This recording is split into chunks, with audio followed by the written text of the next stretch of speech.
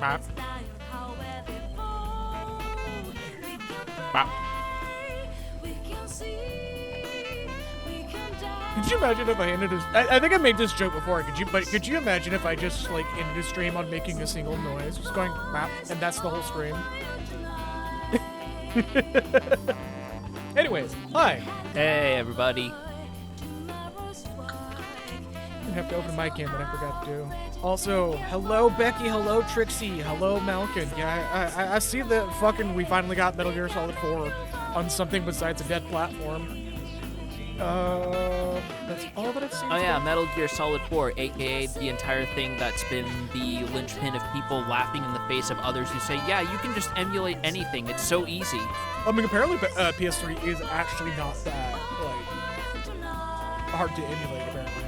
There are games that have been basically just completely dumped, like Sonic Unleashed got completely recompiled, but MGS4 has been the bane of those people's existence. Yeah. Also, the new Castlevania thing. Yeah, I'm not surprised Motion Twin got commissioned for that. That's like the least surprising thing somebody could ever say. Wait, no, hold on. Elaborate on that. Motion Twin? They made Dead Cells. Oh! Yeah, they like made the best fucking Castlevania crossover ever. They were making you're really just going to downplay Vampire Survivors like that, huh? No. I don't think you understand what I mean by, like, they made the best Castlevania crossover ever. And by the best Castlevania crossover ever, I mean literally just porting Rondo of Blood into a roguelike. You also haven't completed the Vampire Survivors crossover, so don't talk shit. I'm not talking shit. You are talking shit. No. You are completely talking shit. You don't even play fucking roguelikes, man. Exactly. You don't know what I'm talking about. Yes, no, I have an idea what you're talking about. I just don't care. You have no room to speak.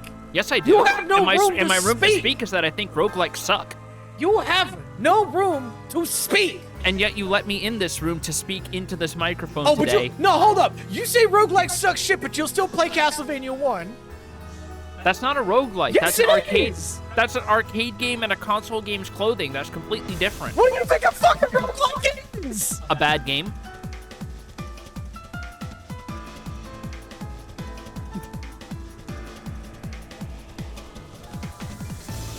I love how your entire argument on against roguelikes is just picking up the goalpost and moving it when convenient. It's not even that. It's just picking up one of the two posts and bopping you over the head whenever you speak.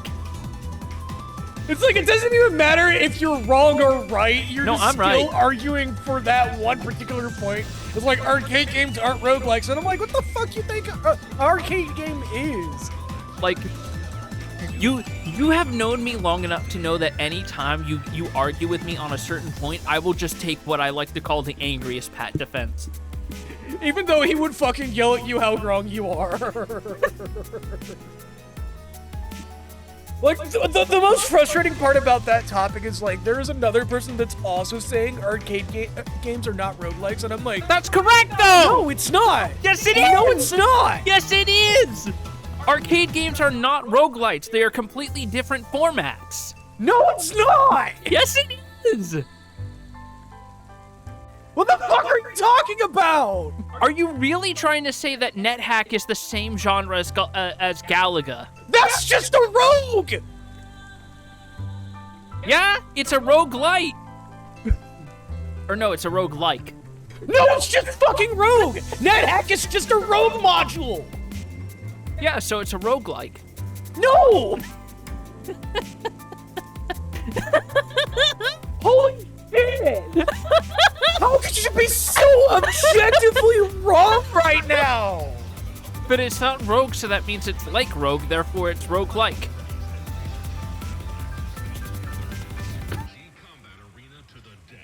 No, Gradius is a shmup. That's an entirely different genre on its own. But arguably a roguelike as well.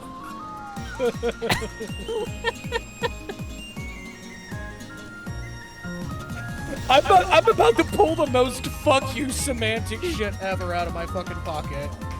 So hold up. You're saying that an arcade game on a console is still an arcade game, which means the arcade game needs to have coins, right? Because that makes it an arcade game, because you have to you have to pay for it.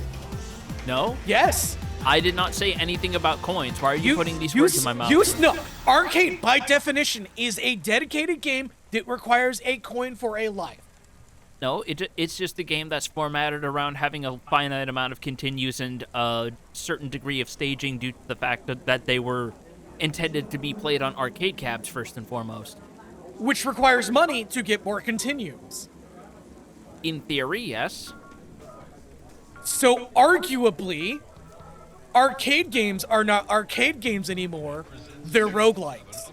Because they don't have a finite amount of continues. No, because arcade games have been dead for years, so we just made different games.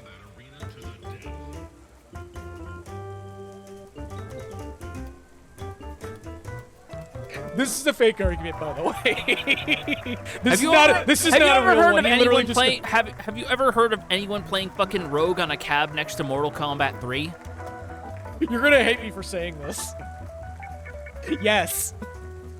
You fucking liar. I'm not joking. Somebody actually made a fucking arcade cabinet for not Rogue specifically. It was another game. Yeah, but that doesn't count. That's a fucking hobby thing. And next, you're gonna say Billy Mitchell didn't cheat on Donkey Kong. Allegedly. So, for the record, this is not an actual argument. Joe's reasoning for why he doesn't like roguelikes. I'm just gonna pull the curtain on this one right now. He just doesn't like the idea of getting far in the game, losing, and then all that progression is gone. Yeah, like. And I get that 100%. Like, I don't like the like swept from under you approach that most roguelikes use. I have said half seriously, half sarcastically that if I wanted to play the correct version of this game model, I'd just play a dungeon crawler like Occcasional. Or Streets of Rage. Because at least there's a degree of, like, the progression and resource management is better ingrained into sort of properly in the loop of, like, okay, how far do you want to push before you go, this is too hot, I gotta pull back. And then you recuperate, you have cool new toys, and you go back in and you realize, oh, I can go 3 floors deep instead of like 1 the last time I was exploring. Oh, this kicks ass. I mean, I could argue that, like, you should try Roguelite, which is, like, not really a roguelike at all nowadays. It's more just like a very similar situation to Etrian Odyssey, where, like, your progress through the floors is swept under your feet, but not your gear and all that stuff. I know, Weather Channel ass music, I know. I'm trying to remember what game specifically I was kind of being like, hey, give this a shot. It's not Hades, because, like, you already give your opinion. Yeah. Let me pull up my Steam library real quick. Where it's like, I'm pretty sure if you're the kind of person who would, like me, who would pass on Hades, there's like no convincing that any game of this subtype is going to be worth the time. Yeah, I mean, Cult of the Lamb is a really good example of that, of like roguelite. Nope, I already looked into it. Yeah, Really? I wouldn't like it. Wait, really?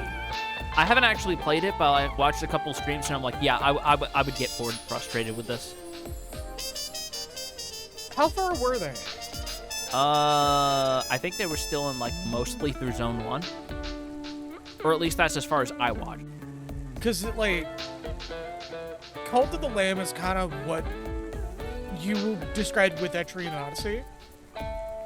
Where, like, you're doing marked progression runs instead of, like, actual sweeping under your feet. Some people play it like you gotta go all the way to the finish, but, like, the region floors are only, like, so many rooms deep before it goes, all right, this is your milestone, stop here. Yeah, but that's also kind of like, I don't know. Because it's like, one of the other things that also annoys me with roguelites is because of the way that progression works. It's, oh, you got to go through the same 3 to 5 same tiled types of rooms and fight the same 8 to 12 bosses and hope that you have the things that let you beat them to actually do something worth a damn in this game. Oh, yeah, you definitely didn't see all of Cult of the Lamb then. Holy shit. I probably did. The thing with Cult of the Lamb is, like, you fight 4 minor bosses, and then you fight the, one of the 4, I almost want to call them horsemen, but I don't want to say what they actually are to give it away. Yeah. But, it more or less every victory you get over a run opens up a, like, set of additional rooms and tiles and enemy types and shit in that area until you get, like, the full 4-kill victory, and then the quote-unquote final boss, and then all of your zones, all the 4 basic, well, technically 5 basic zones, get remixed, and then you get another run of that, but with an entirely different set of everything. Sorry, what was that? I was just thinking about how much I miss Estrian Odyssey Untold. My finger's hovering over that end stream button. Anyways, where we last You can't be left mad off, at me. I'm one of 12 people in North America who actually enjoys Etrian Odyssey. which is funny because, like, Cult of the Lamb is comparable to Etrian Odyssey. Much I missed estrogen.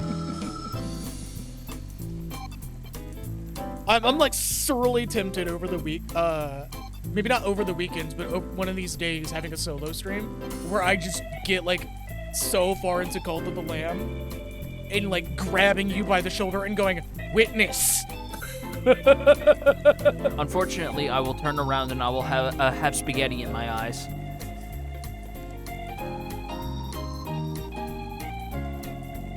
But you need to witness the sex update! Where we last left off as we completed the ninja chapter, there's really not much to recap here. Yeah, we made it through, and I misremembered a couple of things. I just want to say for the record, I know they're minor, because I got it mixed up with the original Super Famicom version. You needed an extra Koban to get out of the Katakuri room once you got the Mimic Mammoth. You don't in the HD 2D version. They recognized that was a potential soft lock, and they amended it. Fair enough. Locke just points at the screen, post-sex, and goes, egg! Yeah, pretty much. You will give me an egg! Oh no, it's the sex update is, like, really fucking funny in Cult of the Lamb. I bet it doesn't even show anything. It not only does it not show anything, but if you have, if you quote-unquote mate with your parallel world self, your character both of the characters come out of the tents vomiting. Okay, so you're saying that this game is kink-shaming self-cessed. Good. Technically, it's not self-cessed. It's, like, weird. They're 2 different people. Like, the parallel timeline between the goat, the sheep, and the third one is, like, the religious leader is different, and Also, wait, hold on. Should I have audio? Oh, give me a second.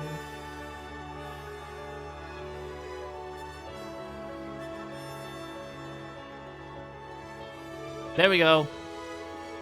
Hopefully it's not super loud. It's a little loud, actually. How about now? That's good. It's ghost. Ah!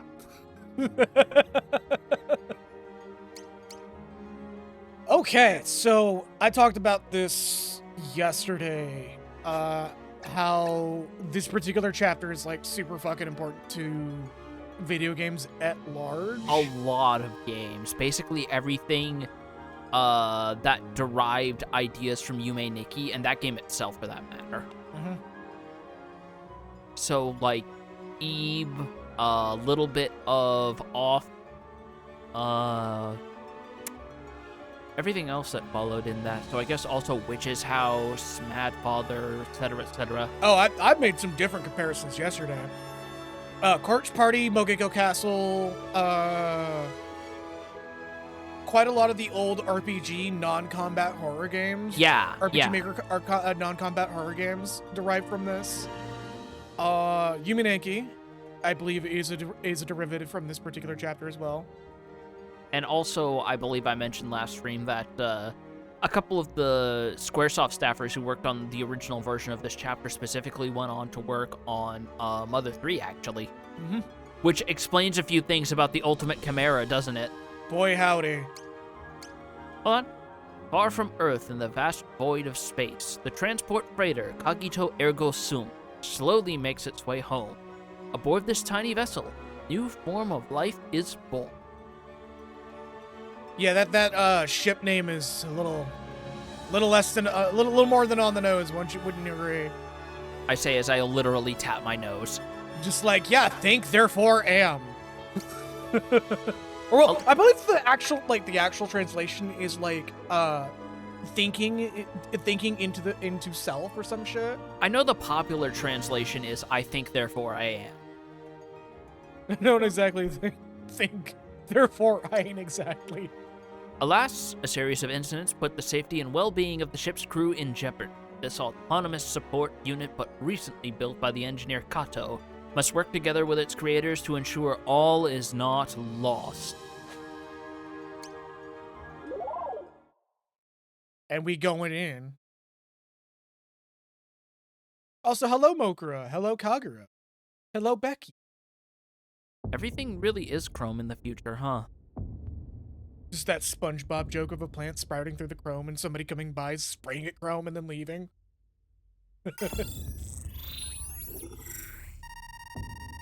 Space Dock TSQ-05. Record of departure.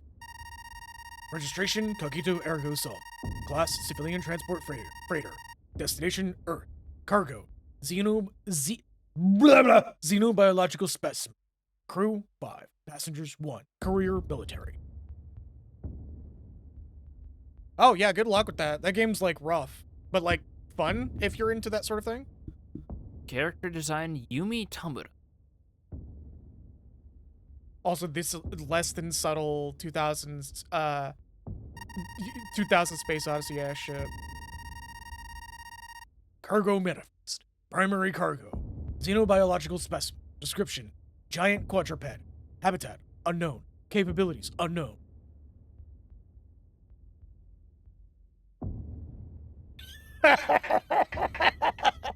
So they had to shoot down the drunken suggestion of one of the engineers for the ship name because he kept missing the quote and just kept shouting urethra.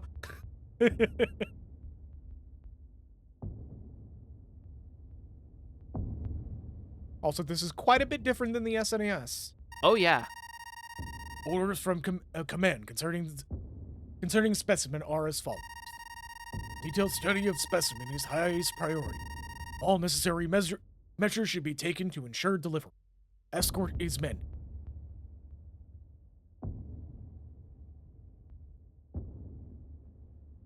Mr. Thumbhead in the bottom right there. Oh my god. You see it now, Yeah, right? I see him.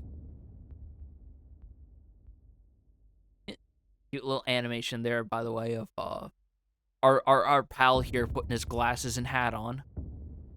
Which that animation is present in the SNES version, by the way. No, it's not. Oh, really? I thought it was. Nope. He already has those on when he gets up in the SNES original. Ah, I could have sworn it was. Damn, it's been that long. Oh.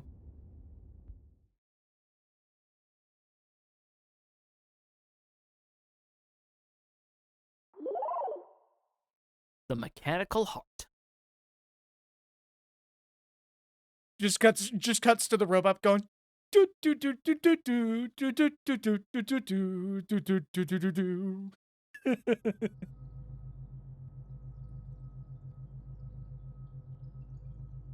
Beans to Mechanical Heart. Or the Chocobo song, yeah.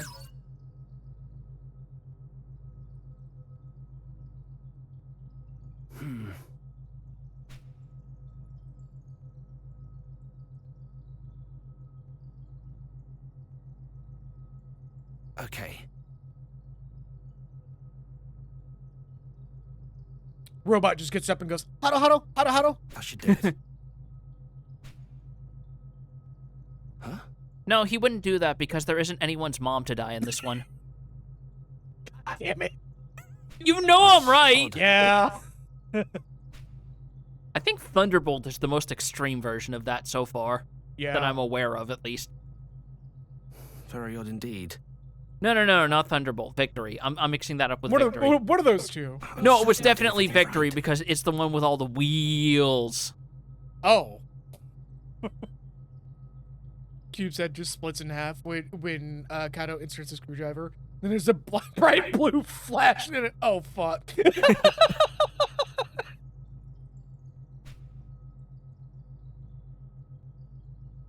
I've done this in a bit. And what do we do? What? We show we can move. That's what we do. You can move. Cube just goes, I can speak. He can talk. He can talk. He can talk. I can sing. It worked. It worked. Also, is there a practical reason why the robot has roller skates instead of, like, treads or something? Efficiency.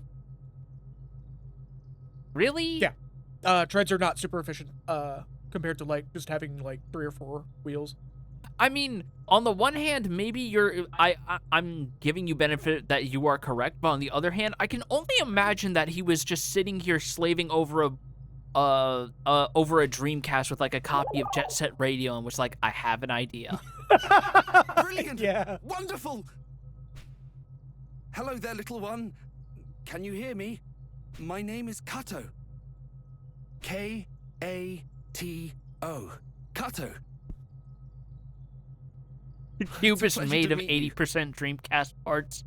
He tried to put a VMU in there, but considering the shelf life, he decided against it. Yeah. He's like the one person that's still saying that the Dreamcast was ahead of its time. And this is his proof. He's just running a whole ass AI off of it. Just one of his coworkers sees that and goes, maybe I should make 3 based off of PS2s just to show him who's who. Right, of course. You need a name.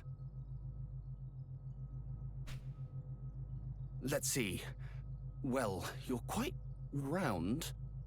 3 bottles of Modelo in, blaring the JSR soundtrack, and gets the Sweet Soul Brother and has a fucking epiphany. Roundy?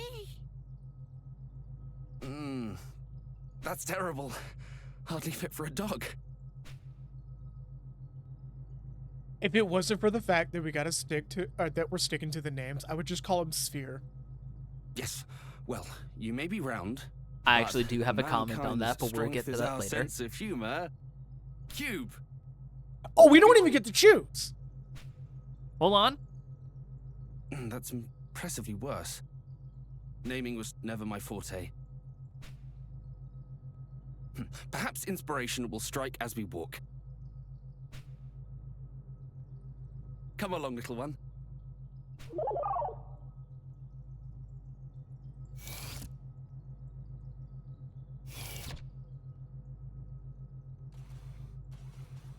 We are in the private quarters of Yoshiyuki Kato.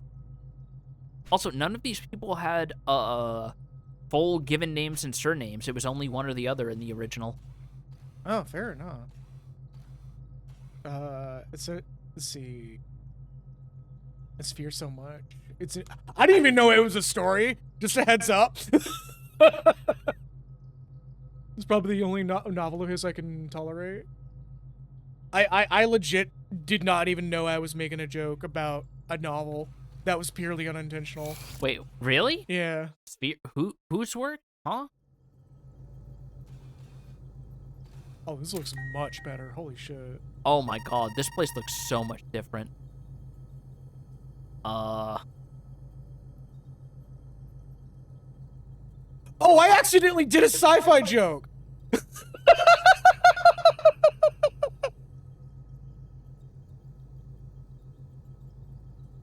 Rachel Klein.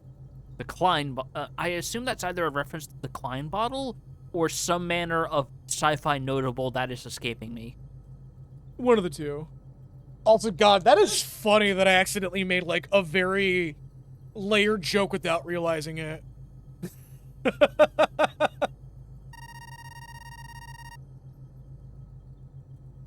So we have no access to any private quarters. Nope. We're pretty heavily railroaded for now until we follow Kato. Good. Good. Follow me.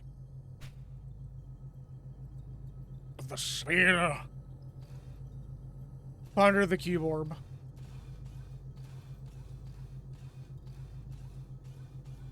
One of the biggest differences is those movements through the doors would have been minor load zones in the original release version. I think not like so not here. even like a is whole register second, you like as a just crew a member. split fucking Just a split-second black screen, and then you move towards like a Final Fantasy game. yeah.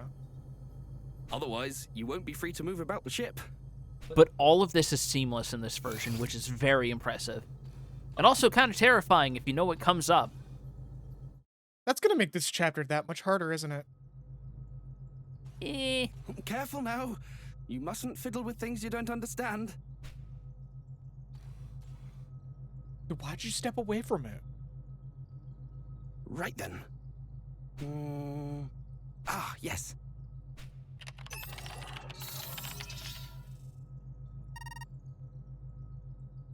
Greetings, Gato. I hope this morning finds you well. Top of the morning to you too. I'd like to enter a new crew member into the system. Yeah? That's us. Gato just has a bag of chips in his hand somehow. You heard it all the way from there, didn't you? Yeah. Dude, I watched it on the VU meter. Oh, I was holding it away from the mic, so I was hoping it wouldn't come up. What's up? What's up, Mokura?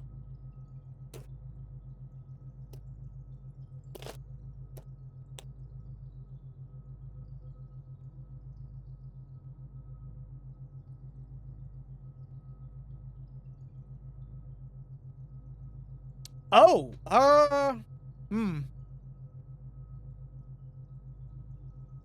You know, I probably will do that if they're not voice. Akira's the ship AI, right? Akira is the near future protagonist. Oh, I'll make note of that, actually. I'll make note of that.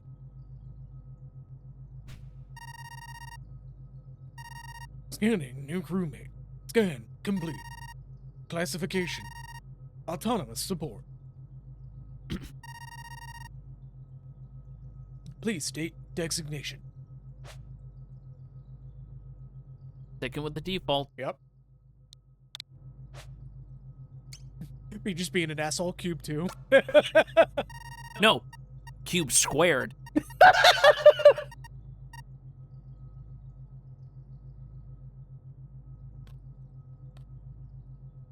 And with that, you should be able to come and go as you like.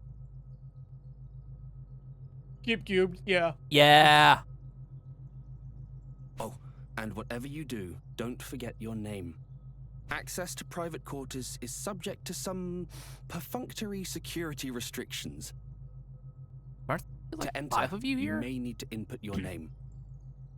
So, if you're ever having trouble, that's one thing you can try. To do so, access the panel to the left of a door. Do you understand? I mean, on the flip Or side, would this you is like me to already repeat better myself? security measures than a certain other sci-fi story I can think of that released 2 years ago.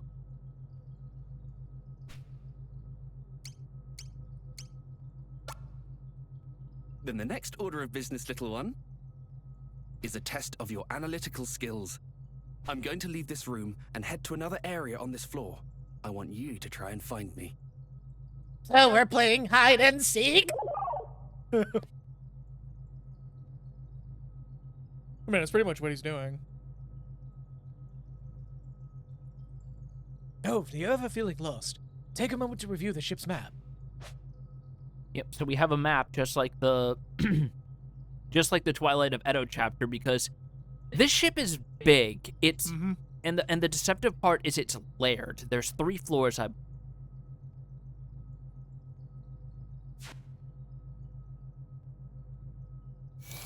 trying not to eat the chips into the mic. So am I. I'm not doing the best job, but I'm trying.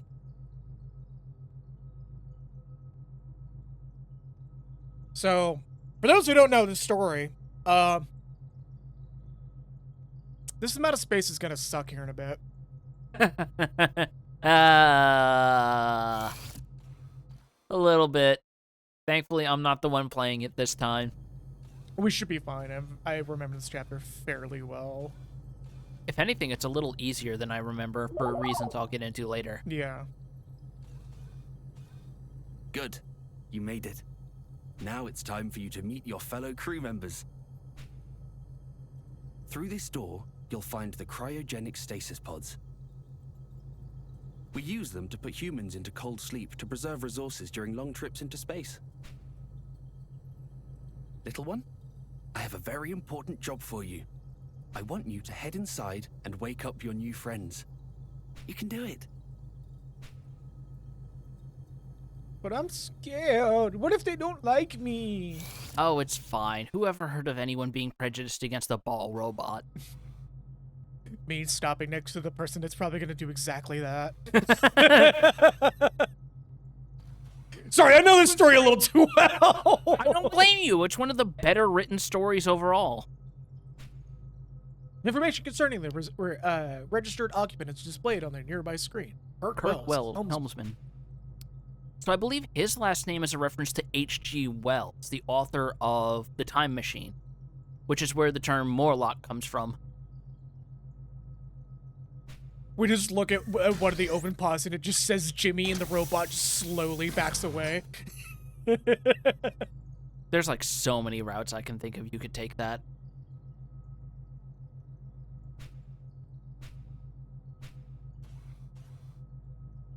Oh, would you look at that?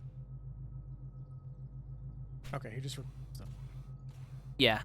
They don't really have much to say when you wake them up. Rachel Clyde. Signaler. Single button flashes on its console. Beep boop. So there is multiple interpretations of of her title that has been done in the past through fan translations. Signaler is a bit of an odd one. Yeah, because it could be like comms officer. Yeah, is the one I was about to think say of. it could be comms officer or cryptographer, if it's like coded transmission and shit. But Given what I remember of this story, I think comms officer is the most accurate to how she behaves in her line of work. yeah.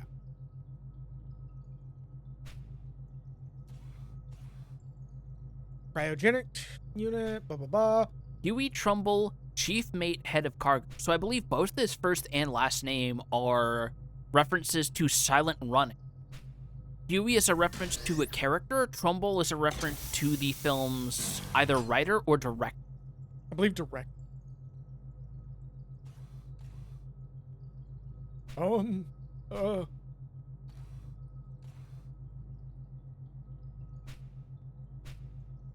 Reserve unit. A single button flashes on the console. So apparently this is meant to be crewed by only 6 people top. Interesting. Wow, he just had that beret on fucking standby. That thing must be frosty. He just sits up and kicks Cube across the room. Thank you, everyone. I appreciate the help.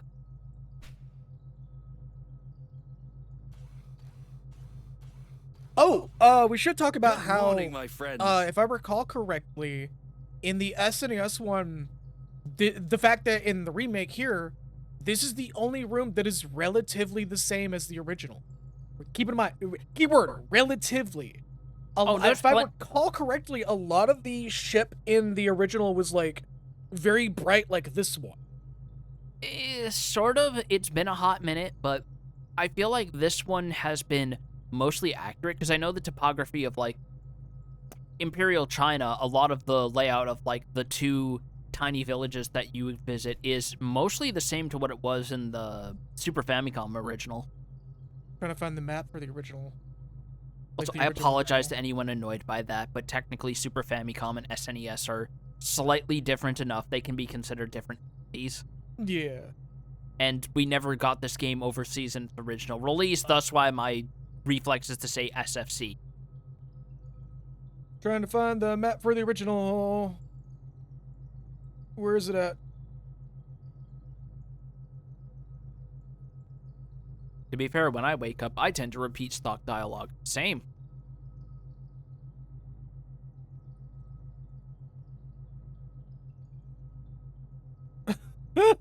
Almost all of the fucking stuff about this game is now replaced with the remake. Apparently people just mentally replace that shit that fucking quickly. Wow. Well, either that or it's the one that got the most exposure, because to be fair, the fan translation was from like 2008 to 2011, and I don't know how much documentation has been. Well, let's check the original website that I knew about Live Alive from then, because I know he has maps on there. Alternatively, you could always look up if there's a screenshot LP on the LP archive, because it is that old. Nah, certain website has been very good about documenting everything, even including the HD2D remake. I'm gonna try to find the map real quick. So for those who are not 100% familiar with the copy image location, please. There we go. For those who are not familiar with his artwork, I have posted it from the website that I'm referring to, by the way. All right. Which is fantasyanime.com. Genuinely give that dude some support, because he's been fucking carrying the weight for years.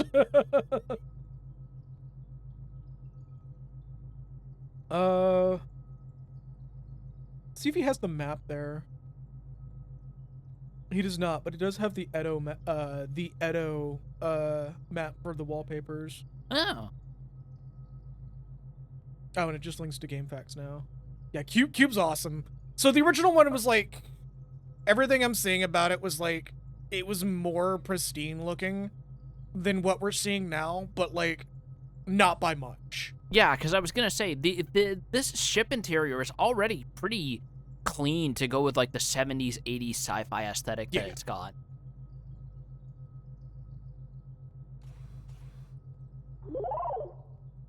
He looks like something Toriyama would design. That is partially on purpose, actually. Finished your pet project? Indeed.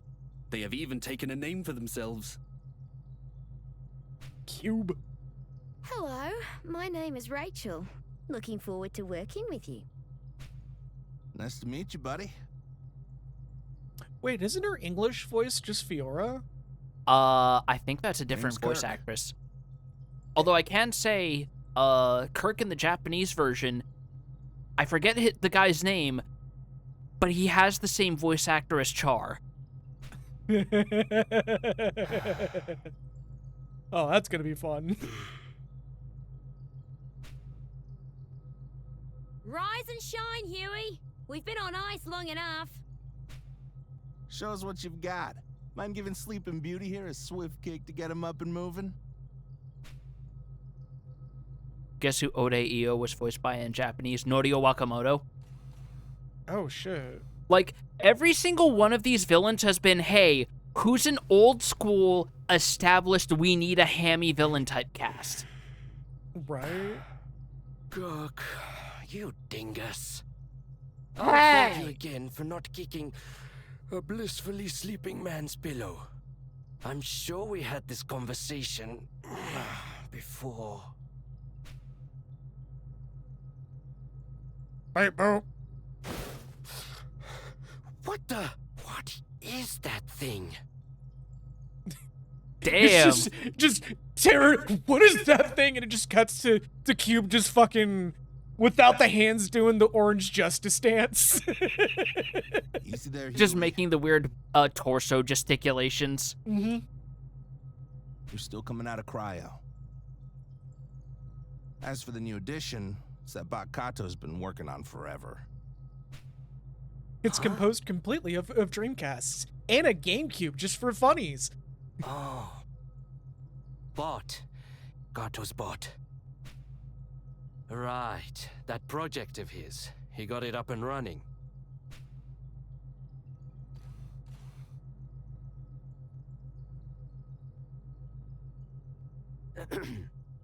Hello there.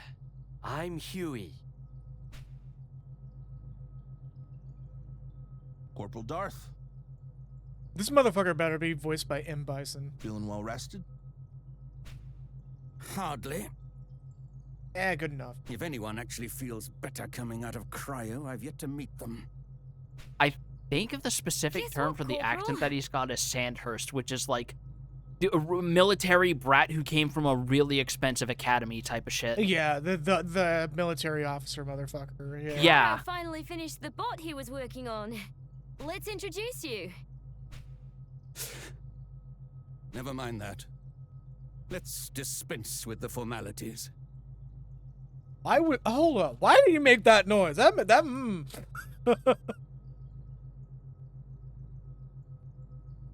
me though, Don't worry about it. do you intend to let your clank have the run of the ship?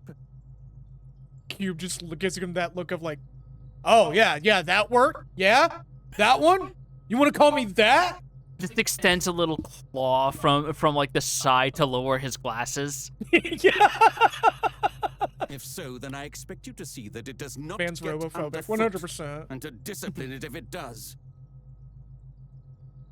The hard version of that word. If there is nothing else, then I will go on ahead to the recreation room and prepare for the briefing. This Krauser looking motherfucker has no joy in his heart. Yeah, no, this dude is completely devoid of whimsy.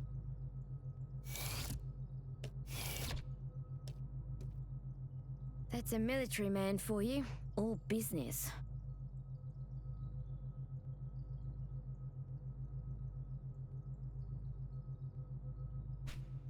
Real piece of work, huh?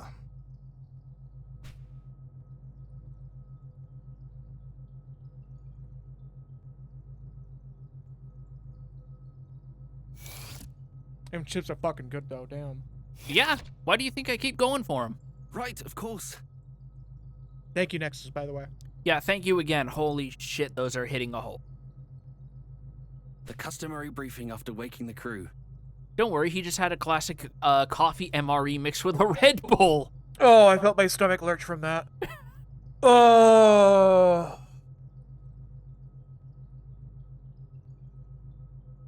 Just no, don't PSA, don't do that. Do not mix fucking like coffee pouches from MREs with Red Bull. You will not have an intestinal tract. That shit will be smooth bore. Would it be better or worse if you chased it with the pizza MRE? If you chase it with the pizza MRE, you will be taking a shit and it will be hitting the neighbor's dog.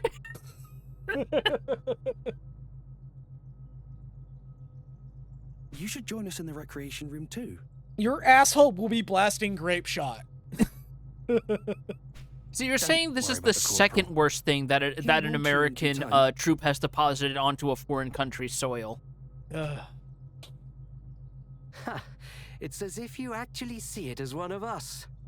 But I suppose that's just your way. Cube does the glasses lower thing again. Oh. Do you think so? It's like that WikiHow image of the guy spraying a dog with a water hose, except it's not. Alright,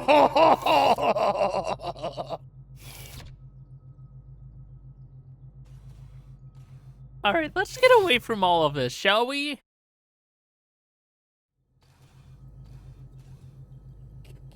Viper just had a fucking hilarious thought.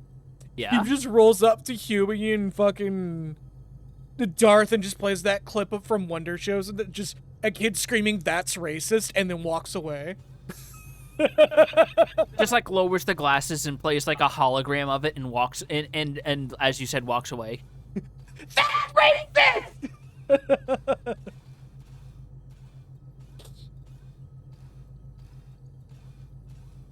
I took the long route on purpose. Just to kind of... Show off a little bit. Yeah. And also taking that walk cycle.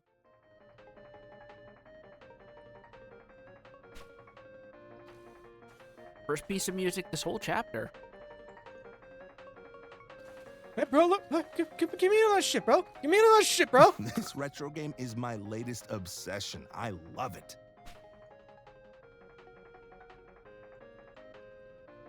Heck, you've made more progress in a shorter period of time than any other player to date. Your skill and dedication are impressive. Damn straight. You want to give it a go? You want to give it a go? Yes. All right. Just one round. Because this is technically the only combat section in this game. Look at that! Look at that original fucking SNES sprite!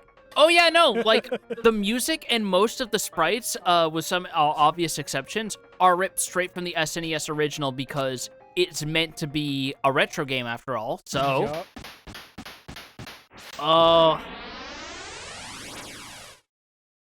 Mode 7. No, in this chapter, it's kind of the only combat in this entire fucking chapter. I said kind of. During battles, Captain Square will quit game to stop playing and resume the story of the Kagito Ergo Sum.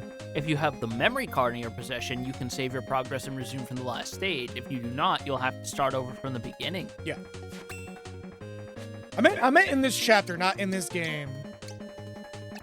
All right.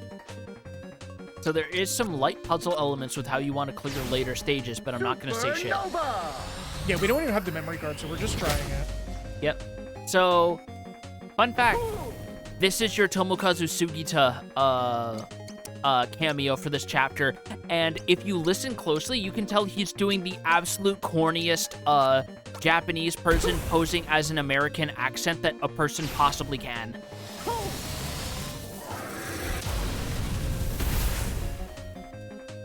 Yes. Also, Pion Bomb is supposed to be Prion Bomb, but, you know. Because it's a reference to the atomic thing, but, you know. Given how you find the memory card. Yeah. Stage clear. We can't do this in one sitting. I believe there is actual dialogue for doing it without the memory card. There is an Easter egg if you do it. It's nothing more than a pat on the back for a job well done. Yeah.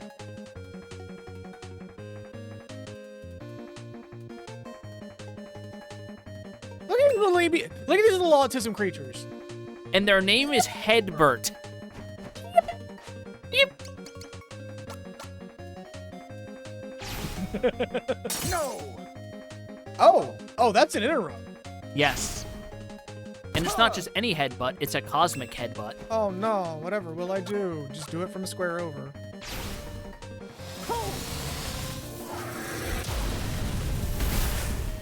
I do appreciate how they also compressed Captain Square's dialogue in both versions. Yup. But the only thing that's missing that would make this even better is a winners don't do drugs PSA.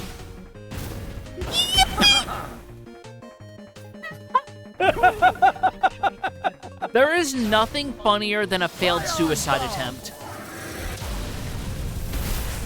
In a video game. In a video game. In a video game. In Minecraft. Given prions are what caused Creutzfeldt-Jacobs disease.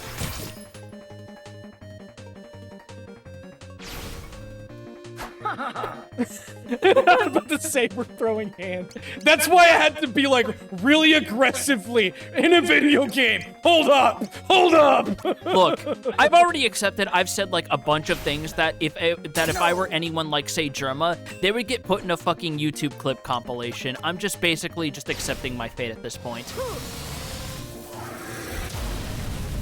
It's also known as mad cow disease. There's like 25-minute compilations of him laughing at people in video games getting run over by cars. The abnormally long laugh he does when the beer crew is being ran over.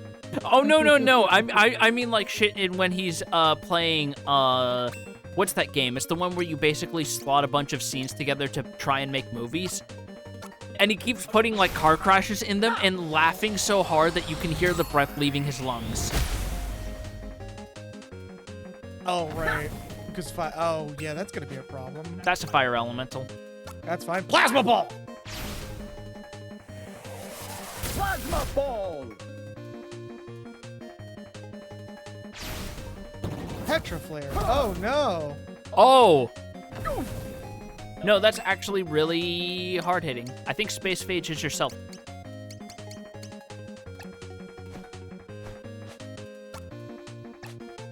It is not. Yeah, which one of these was your self-heal again? I don't know. Maybe plasma charge? I think it was Plasma Charge, actually. Yes, it was. Okay. Oh, that's just a stronger version of Masaru's Yeah, pretty much, actually. focus. Maybe. No, resistant. Let me shrink myself for a minute.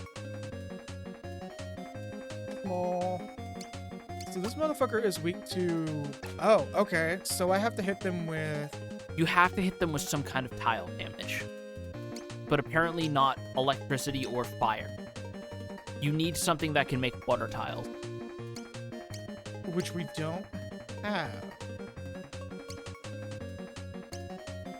Oh, you know what I think it was? We had to leave those other guys alive so they could make a water tile to kill it. Oh, so we fucked up. Critical. We might have fucked up.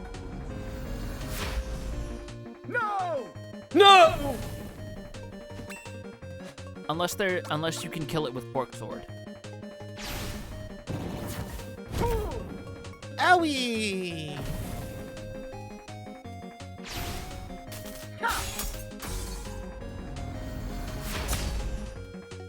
One whole damage. Hell Yeah, yeah, we're that's done. the end of this run. No! Yeah, because if I remember correctly, a lot of these stages are based Yeah, on they're just puzzles. they're sort of puzzles based on Not cut tiles out for it damage. after all, huh? At least the Earth one is. I recall later ones also, like one other later one being like that, but that's it. Oh, that fur with rebirth startled me. Let me give you some advice. You can't always be aggressive. Pay attention to your enemies and how their attacks work.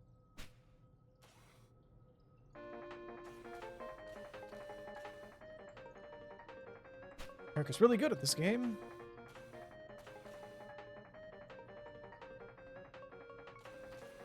Yeah. No sign of the captain. He's usually such a stickler for punctuality. Hmm? Oh, you must be interested in my book. Would you like to read it? To be fair, I'd be startled by a fart after being reminded of coffee pouches and Red Bull. Yeah.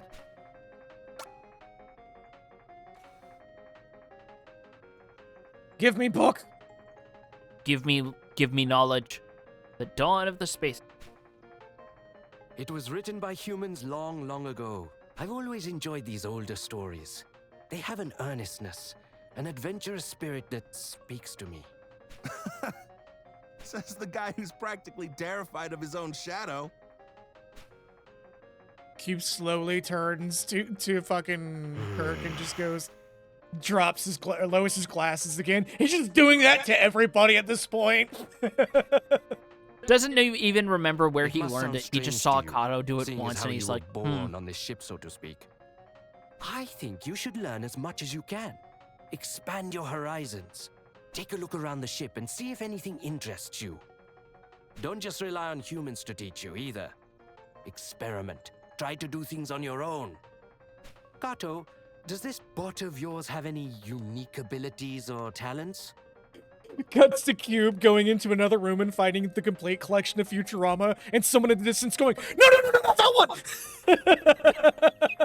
just reacting like fucking Joel's hypothetical of a little gray LMAO who wants to see Mars attacks. Yeah. No! Well, no, not as such. But they do have the capacity to process data and develop skills. Such as... why don't Yeah? I teach you how to prepare coffee?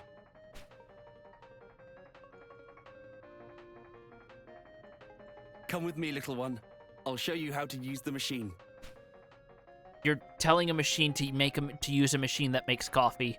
By my shiny lower hemisphere.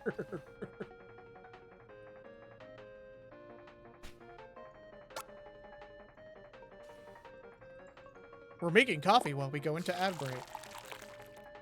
There's something meta about this, but it kind of escaped. Mostly because I don't have actual coffee on me right now. We're gonna sit on this quiet man's dialogue while we run the ad break. My goodness, the coffee it's expecting. I didn't know coffee could get pregnant. Anyway, see y'all on the other side of the ad break. See ya.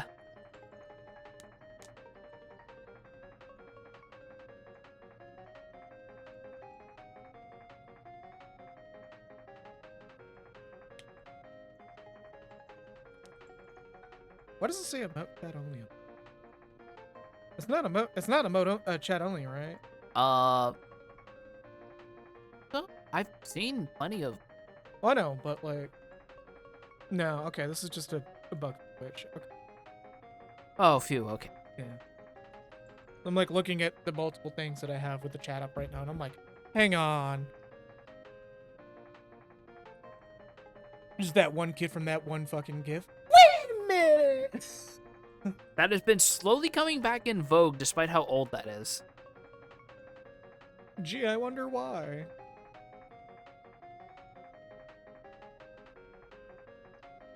Or maybe that's me projecting a little bit, because I shared that because there was a thing in Piffle's D&D game where we pulled a gambit where Pixie's character basically went out alone to lure a Null that was also a vampire out into the open so we could basically fire ballista bolts at it. And imagining how that must have looked in my head, I couldn't help but share that one image of the fucking little chunky kid with the fucking bubble blower machine in her hand. And Middle's immediate response was, "You have your mental age has just doubled for me for sharing that." He's right for saying it, but still it hurts.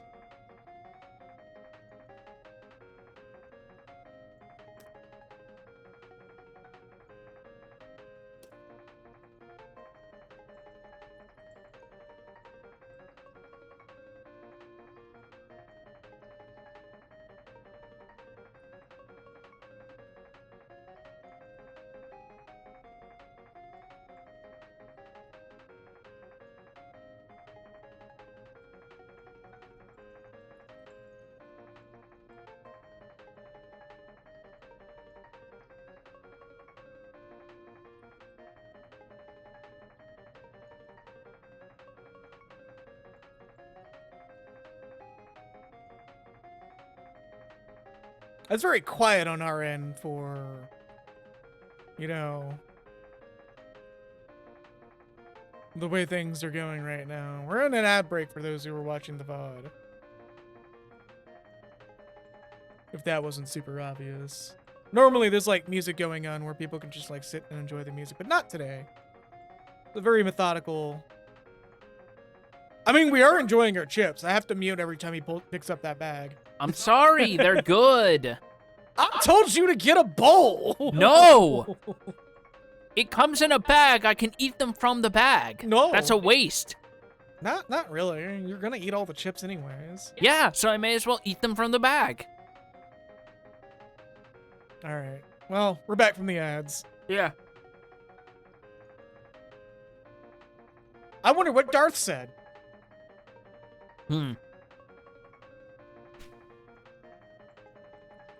Also, the coffee cup Sprite was not in the...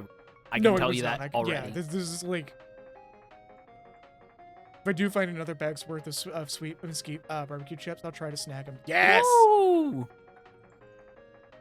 It's been a hot minute since I had barbecue chip. Well, would you look at that? Mind if I have a taste? I like my coffee like I like my women. Any way I care. But Max, you don't like girls. Oh.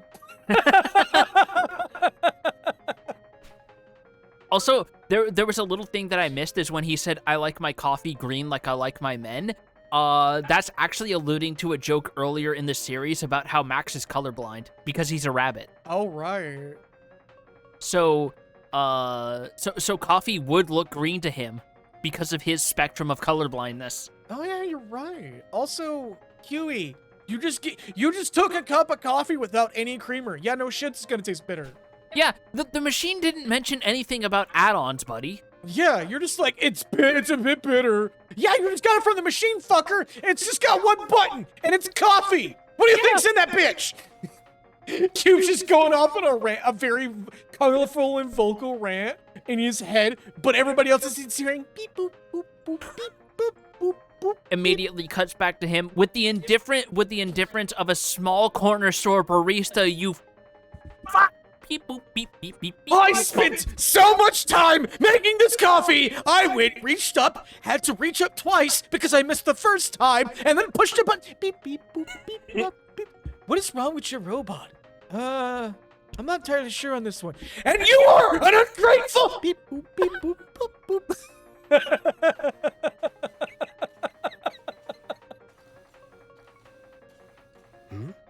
Oh, you must be interested in. Would you like to read it? Okay, that's just a repeat. Yeah, I think we have to give coffee to, like, everybody in the room.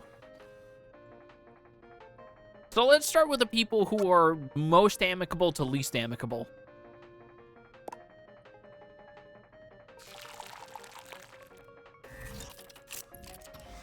That said, that liquid noise sounds more like it's being squeezed out than poured. He just rolls up to Darth, deliberately spills the coffee, goes to get another one, spills a second one, goes to get a third one, and just gives it to somebody else. Actually, I feel like he would be most amicable. Don't mind if I do. Also, a minor change because of how this has been reformatted. In the original version, technically speaking, the coffee was an inventory item, not so in this one. Yep.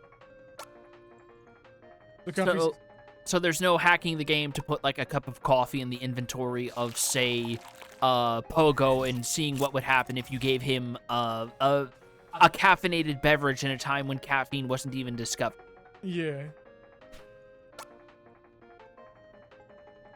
Here, drink this coffee. It will help you see faster. Oh my god. Okay, so we found the one person on the ship who apparently likes black coffee. I am not gonna judge, to be quite frank. Because, like, people who drink black coffee, like, people have a little bit of a meme about that, but I'm just like, no, you just like your wake-up juice with no fucking frills. I respect that. Yeah, like, there's, I have joked about it, but there's a whole subset of coffee enjoyers who don't like putting milk or other add-ons because they want to appreciate the natural flavors, the subtleties, the variations in acidity, all that stuff.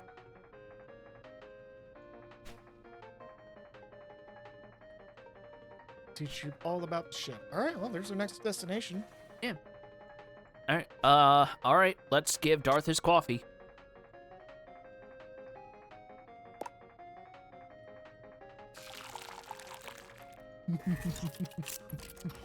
Yeah. Hold up. What did Becca say? The coffee sounds the same way being dispensed as it does being dispensed from your body later on. God damn it! Sorry, no, I just missed that. I'm sorry, Becky.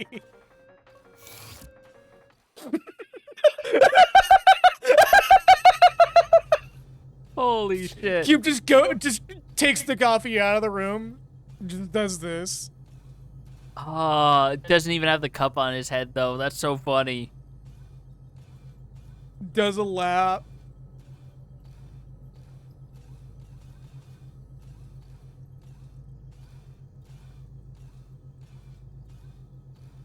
Keeps it going for a little bit.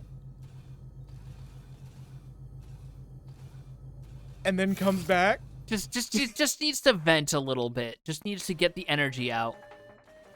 The entire time you just hear, everybody's still hearing the beep beep boop boop boop boop. Oh shit! You got knocked off. Hey, no, you can't have a controller. I'm taking that controller from you. No. No. Hey, what did you do? No.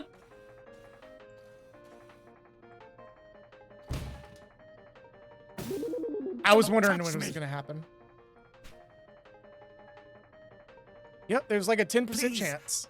There's no need to get so upset. I mean, it's kind of like the people whose primary thing is cheese pizza. If the base is bad, adding to it, it doesn't make it much better. Yeah, no, it's like... I do. I've seen it. Yeah.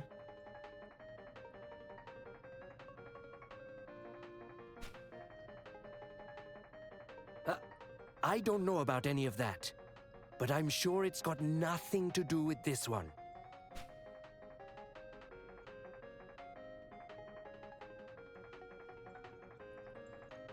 Or Deltarune and carry a dog collar. Hey, it's the captain.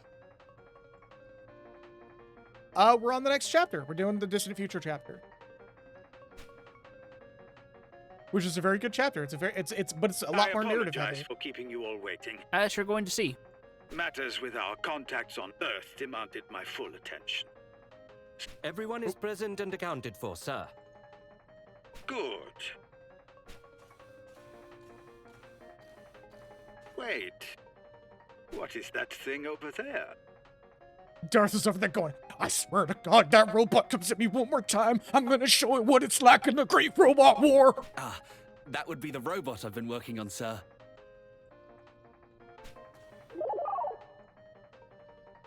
Fully operational, I see. Cuts to Q's perspective. You'll Get me have away to from this racist fuck! Right then. Everything appears to be in Just, order. I just so- imagine Kato picking Cube up, and it's like those fisheye lens photos of people's cats and dogs. No, it's the baby security camera photo.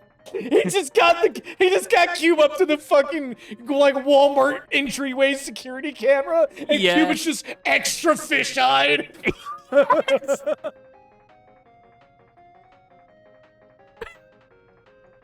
No, I didn't see the state of play. I'm not really much on PlayStation shenanigans right now. That Yeah. will be all. Unless there's like a blast your asshole How's the out the briefing, back kind of announcement, I tend to tune out of those too.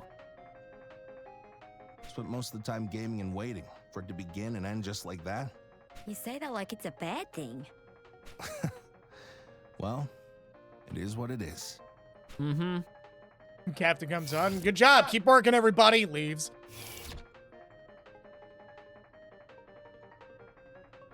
I mean, in my line of work, it's good to have a Occcasional. brief that's too short rather than too, Exactly. If you want to because get a that means look, there's a come lot down of to the shit cargo and a hold. lot of people that screwed up.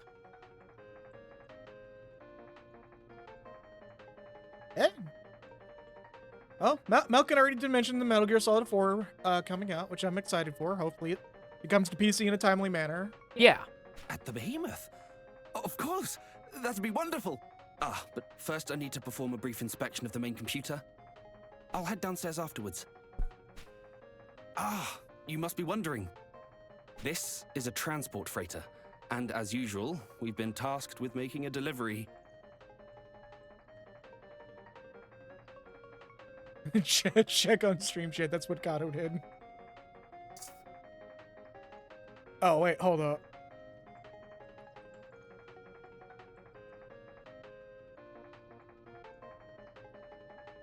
Yeah. Okay. This is the fucking ring video that you were talking about. Hey, check out my cat. Anyway, if you like, you can use the elevator to come and join me. The main computer is on level 3, and the cargo hold is on level 1.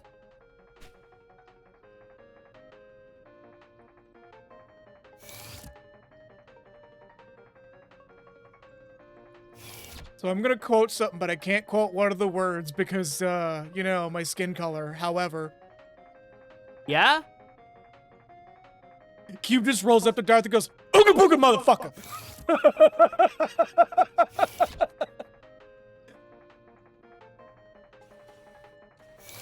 That's all I got. That's all I gotta say.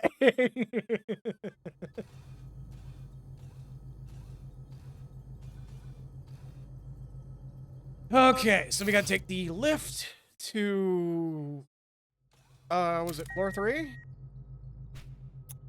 I believe so.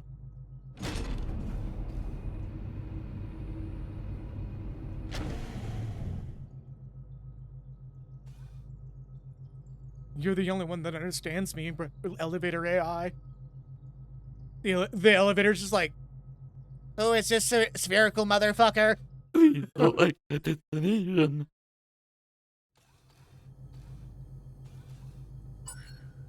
Oh yeah, there's also different floor. Oh yeah, it also shows all the floors. I forgot about that. Yeah. So, So 3 is highest, 1 is lowest. got it memorized yet?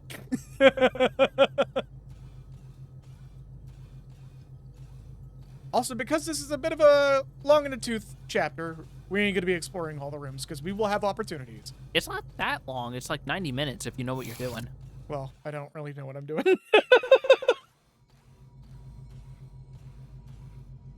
I'm glad you came, little one. Also, thank you for the self-care chat. I'm good right now. I'd like to introduce you to someone. Though this isn't the first time, I suppose. Ooh. you with all those exposed purple wires? How scandalous. No, just Kato introduces the ship's AI to Cube, and the ship's AI is just like, "Hello, Dave." And Cube goes, "My name's not Dave." "I know." "Oh, you're one of those bitches." "Yes." "I like you."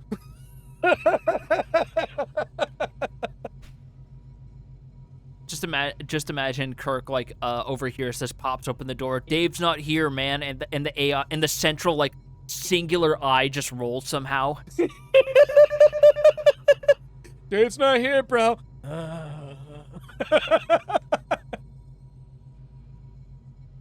"Cube, did you know that one of my modules has a free trip to Six Flags? I don't know what that is, but it is more of a reason for you to live." "I'm an artificial intelligence tasked with overseeing the various functions of this vessel." I think that was Cube's way of saying, A 10th generation AI, to be precise. Neat. We named them Decimus. Just a bender. Neat. Pulls out a camera.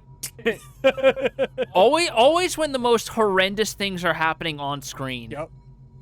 Decimus doesn't Like just look Learn and after the Dinda ship's fucking. systems, though. They look after the crew as well. Now then, this module appears to be in working order.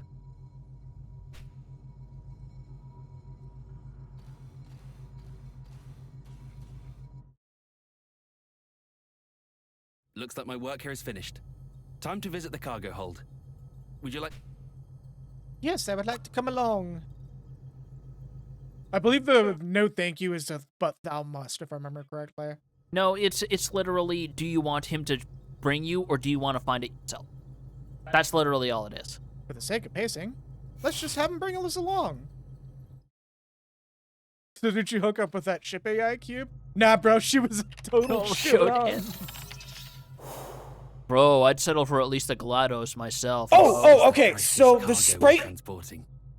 The sprite for this in the original, I believe, either got reused or is reused in a Final Fantasy game. No. But, like, the original sprite in the original version was player character size, so it was only fitted for one tile. Oh, shit, was it?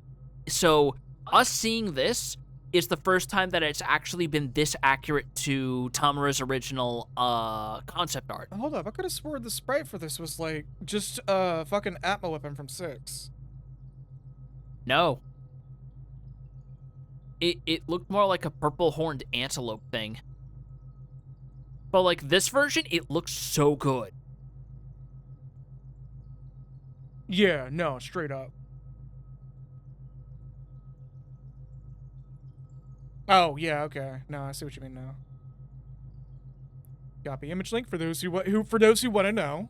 This actually, hold up. Let's wait until things get a little bit further before I give this link. Beautiful, don't you think?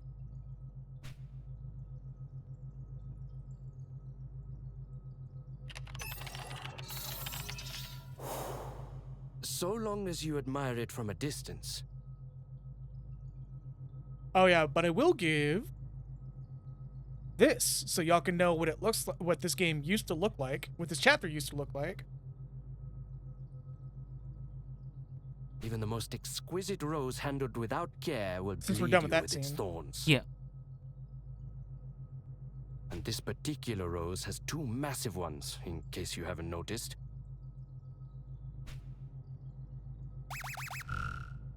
Hey, can you two come to the bridge? Oh, that's neat. Something wrong? I love it when they use different text, like actual text Got boxes. some Yeah. comms trouble by the look of it. I could use a hand here. As a minor thing, it's a little hard to see because it's gray on white. But you can definitely see in the basic text box that there's a different, like, I don't know what you'd call that, but a different gradient texture at the edges depending on the chapter. Yep. Look all you like. I don't care. But do remember that this is military property. My responsibility. And I do not take it lightly. Yes, of course. We were just leaving, actually. Kato, There's a section of wiring just outside the cargo hold I need you to check for me. Understood.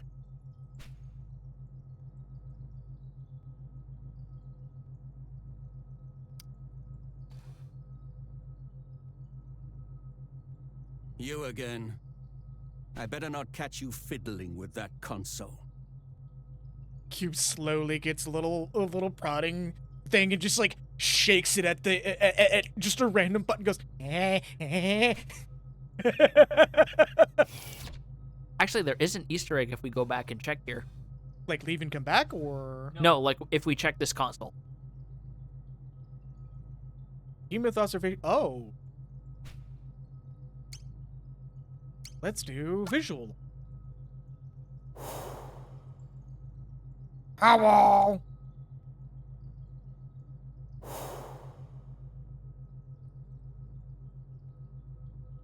Audio log. So we know what it sounds like. Okay, so I must have been thinking something else or I missed it, but the specimen number that it gives, SH something something, that's actually the production code for the original Super Famicom carts for the original release version. Oh yeah, the variant identifier, I believe is what it's called. Something like that, yeah.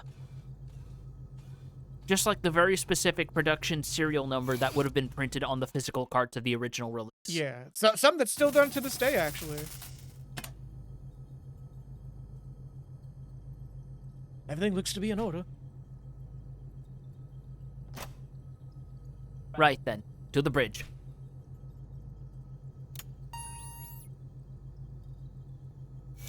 Cube just turns around and Cube's just Cossack dancing. Just has two oven mitts to hang on to, like... Hang on the ears. Yeah.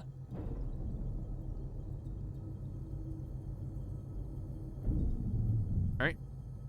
Guess we're taking this all the way up if we're going to the bridge. Or... We're checking the airlock? Really?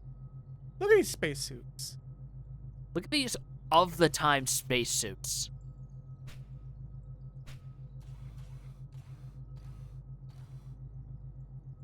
Remember this room.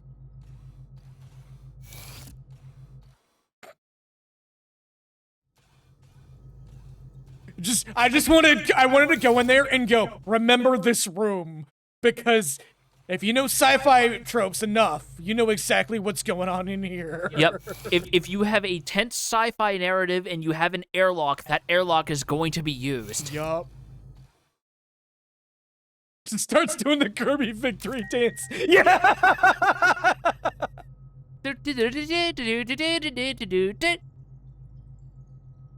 My child was to open doors. So we gotta go to the bridge? Yes. I think that's level 3? There's no penalty for us going the wrong place. The game would just be like, hey, go here. Yeah. There's no penalty yet. Yet.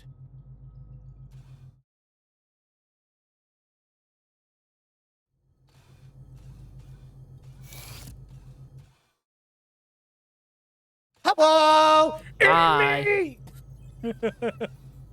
And you checked the sub-antennas? I did, and they're fine. It's a Watanabe hypercaster, made in Japan and everything. The main and sub There's that units name are again. designed to function independently, so one going down shouldn't necessarily affect the other. But if you increase the output, she just increases the output and you just hear like a little fucking firework pop. Yeah? Or she increases it and you hear like a little whine and not like an electric whine, like an actual person whine.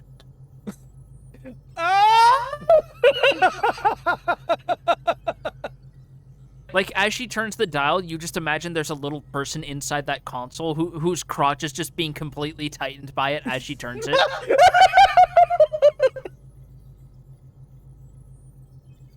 This is the one chapter that the father-son duo doesn't show up, but that is their surname. Yeah.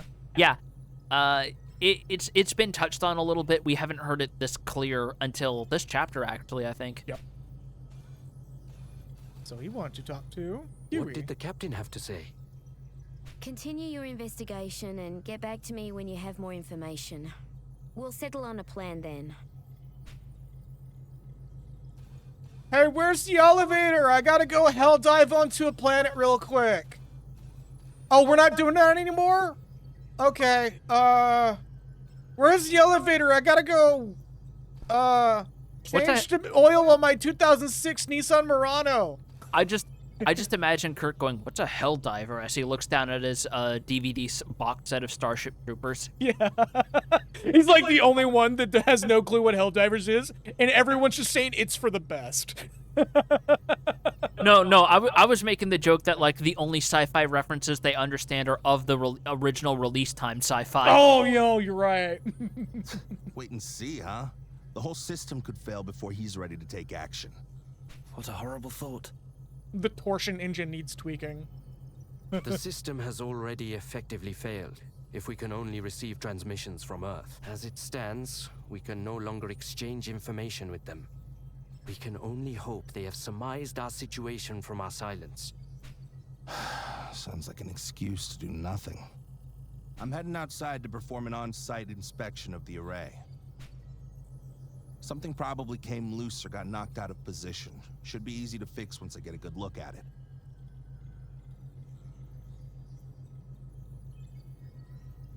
He just goes outside and he's like, "Oh man, the Starlink satellite again." What's next? Are we gonna run into Sputnik again? It's always the There's Starlink no talking him out satellites. of it now. They really shouldn't have put them up into space. So we may as well try and back him up. Are you up? Yes, of course. Rachel, I'll go with him to the airlock to assist with preparations.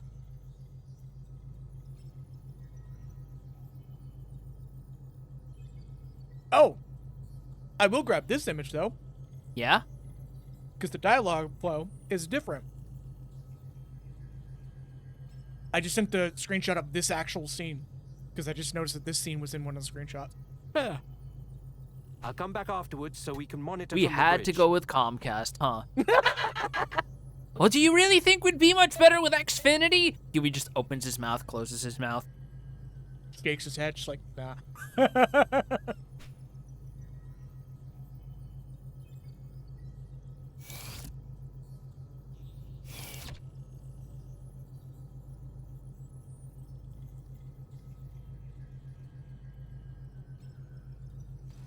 So, what you doing? So close to home. So close. The last thing we need right now is to spend time alone together. Just the two of us. Huh. I knew about this extra bit of dialogue. I wanted to get that on screen. Yeah? There's a lot of extra What is it? dialogue. Chap. Yep. Captain, sir, I wish to update you on the comms issue. Kirk and Kato are going to head outside and perform an on-site inspection of the array. I see. Very good. Captain? What's gotten into him?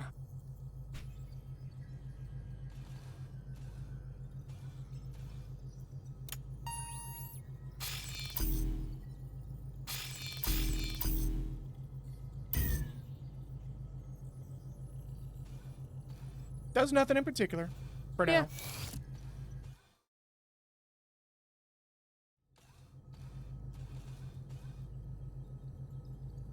So we need to go back down.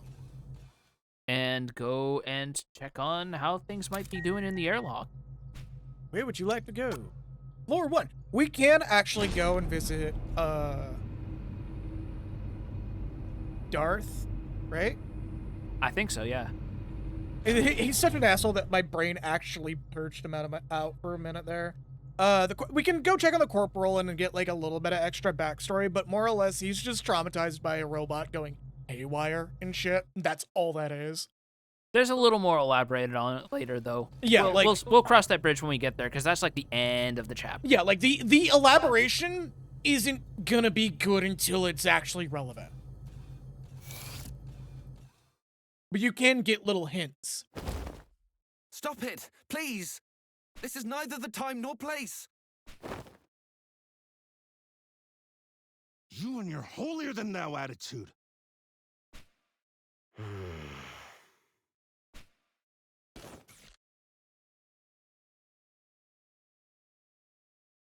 Stay out of it, Bod.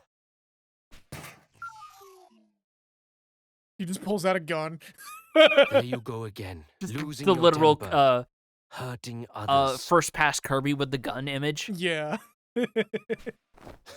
Got it all figured out, huh? Your problem is you can't take a joke. Always so damn serious. You're exhausting. It's a miracle Rachel humored you as long as she did. We're leaving. Try not to get sucked out the hatch when we go. Be a real shame that... Are you all right? Cut stick Hugh's perspective again. Man, that motherfucker's a bitch! Beep, beep, boop, boop, boop.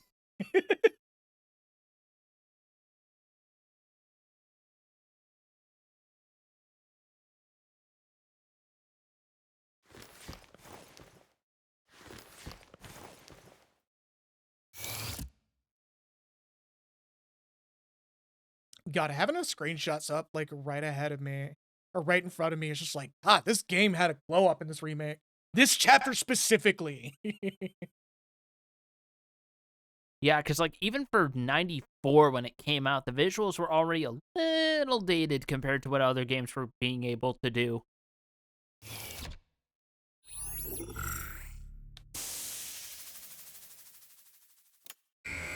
But like out of all of them, this one got the biggest. Like this chapter specifically.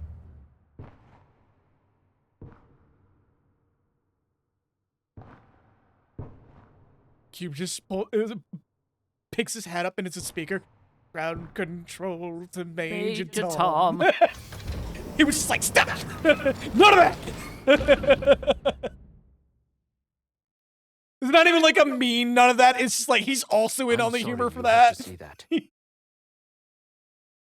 People are a bit more complicated than machines, don't you think? The human has entered the vacuum of space. Vital signs normal.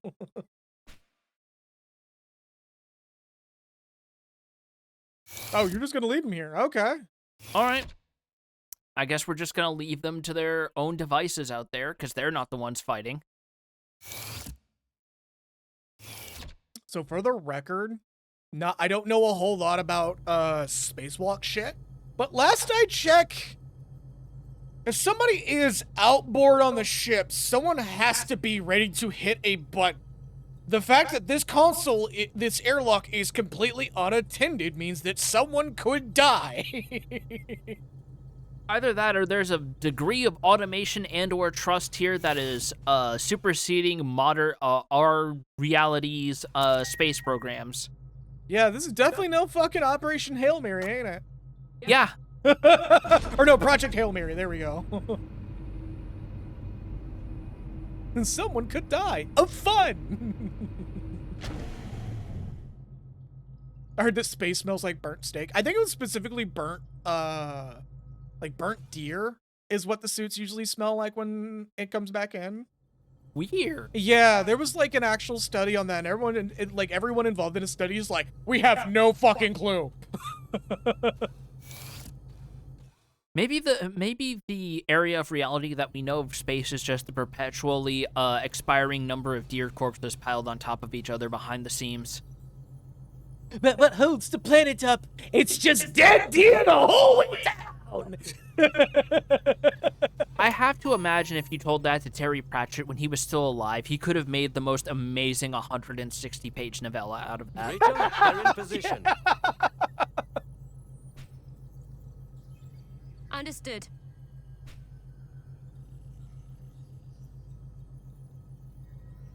All right, let's get this show on the road.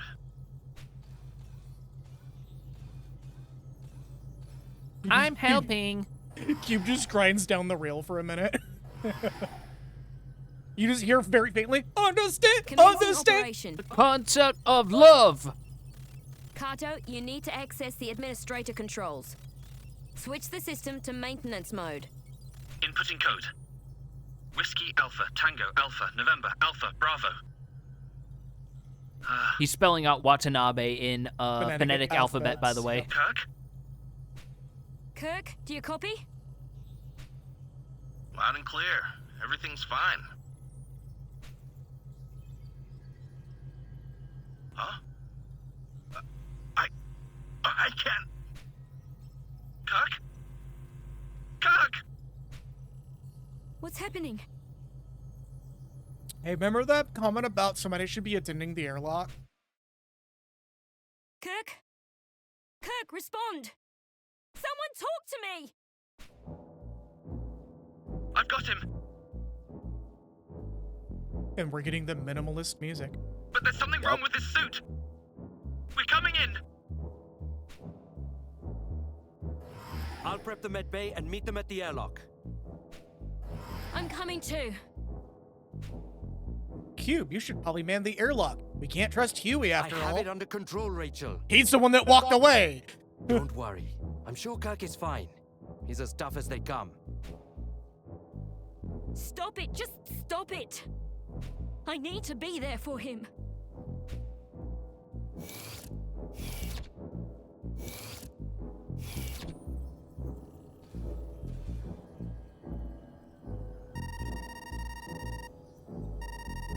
Performing diagnostic of 01 main antenna.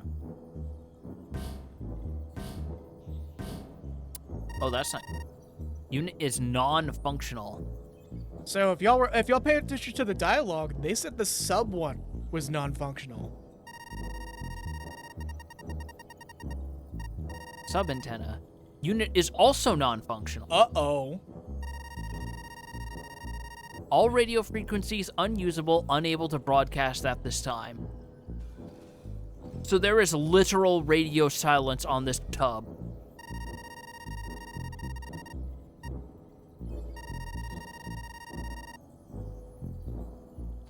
Oh, right, it doesn't say the heading yet.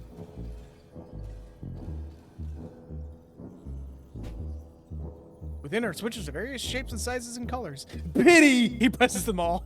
Just jumps up and starts clacking on them with his rollerblade feet. No anomalies detect. Anomalies? Anomalies. Anomalies. Doop, doop, doop, No. Yeah, I'm sure Kirk will toughness will save him from suffocating. Yeah, everyone knows that if you can take being hit in the head with a piece of drywall for long periods of time, it makes you tougher against actually losing your breath in your lungs. Hey, did you notice the detail that just happened? What?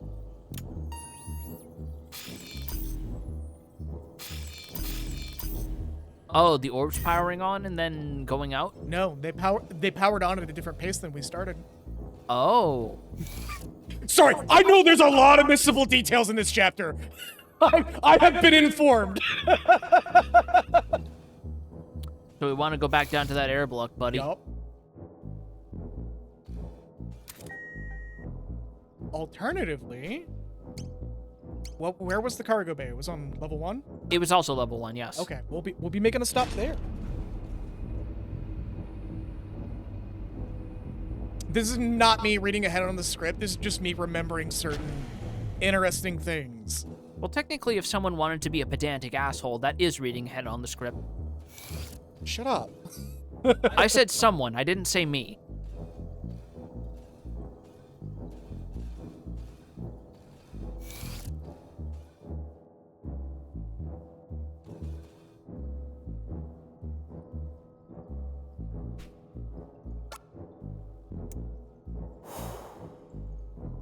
Oh, hi. He's in a different position suddenly.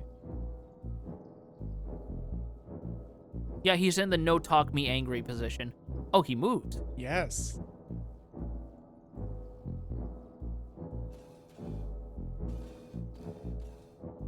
He doesn't move in the first one.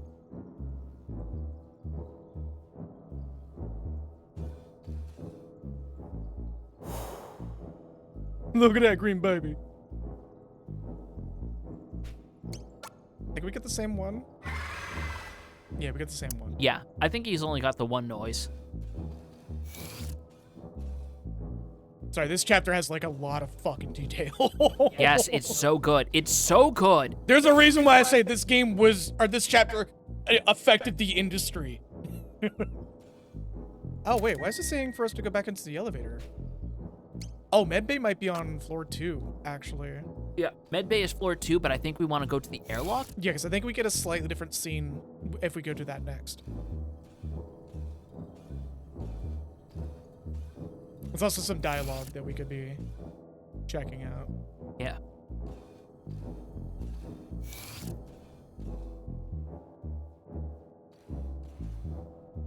There's the remains of the spacesuit. I guess Kato just threw his remaining spacesuit on the ground. We had 6 spacesuits. Oh.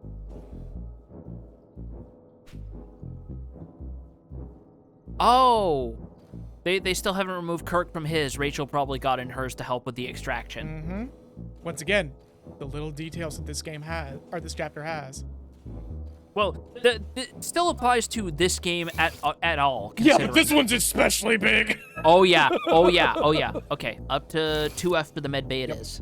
Bites the wires on the wires on the wires.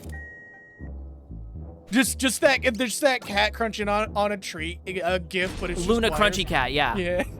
The only reason I know the name is because someone took the image or like the footage, compressed it, and synced it up to the fucking Arch Dornan speech from Fallout 2. Genuinely one of my favorite videos on the internet. So we're going to medbay, which is next P-way over.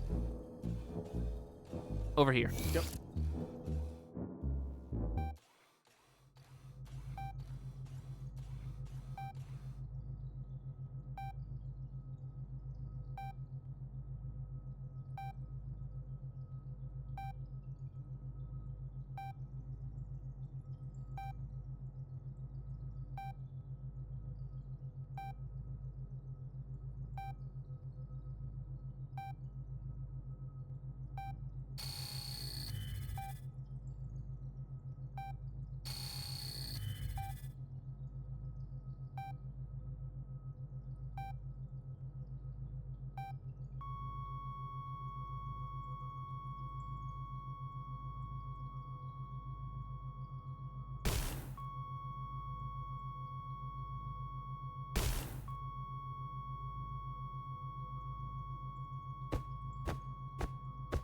Oh, they made it clearer he's actually doing chest compressions. I forgot.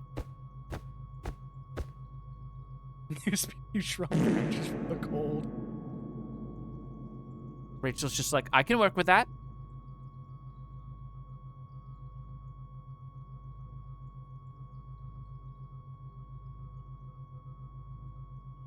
Kirk! Don't leave me! This scene is a little bit different in the original as well.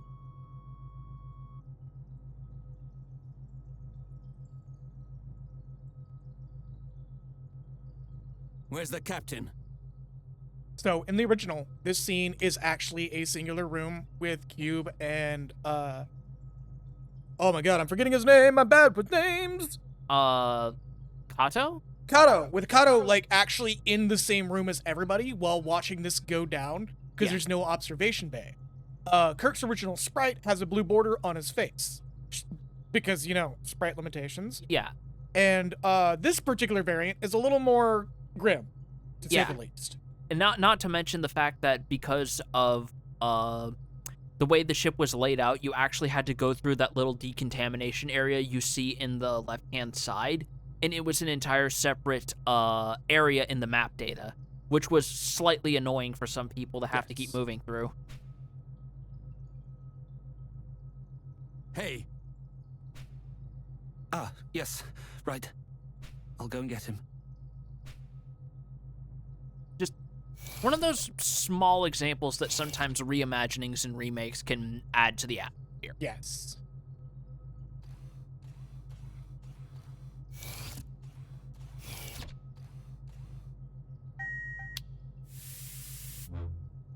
This is what we mean by really annoying, by the way. Yeah, thankfully it's way shorter because it's just that little aerosol spritz and you're done. Then again, a robot probably doesn't have as much to worry about with contaminant. Devoid of life and energy and possibility. Almost childlike in its vulnerability. Surprisingly purple prose from the POV of a robot who's only hours old. His skin grows paler by the moment, as if color is desperate to flee the empty vessel.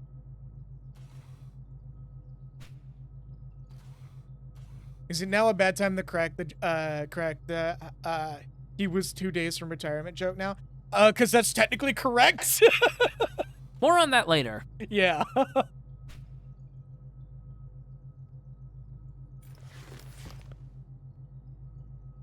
Oh, we forgot to examine a suit. Shit. It's no big. I believe there's just like a sign, either a sign of sabotage on the suit or something just not correct on the suit. I forgot what the specifics were. I think the actual specifics were the life support systems were found to be faulty if you check it. Yeah. So, this accident was the result of a defective life support He also system. says it. Yeah, so no big deal. This is when you examine the suit, you get a bit Preventable more death detail. caused by negligence.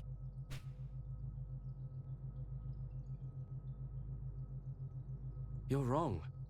I triple-checked the suits beforehand. Shouldn't have been possible for it to just up and fail like that. It's almost as if the life that support was so? switched. Then perhaps we must consider the possibility that it was not an accident, but the intended outcome. Was that an explosion?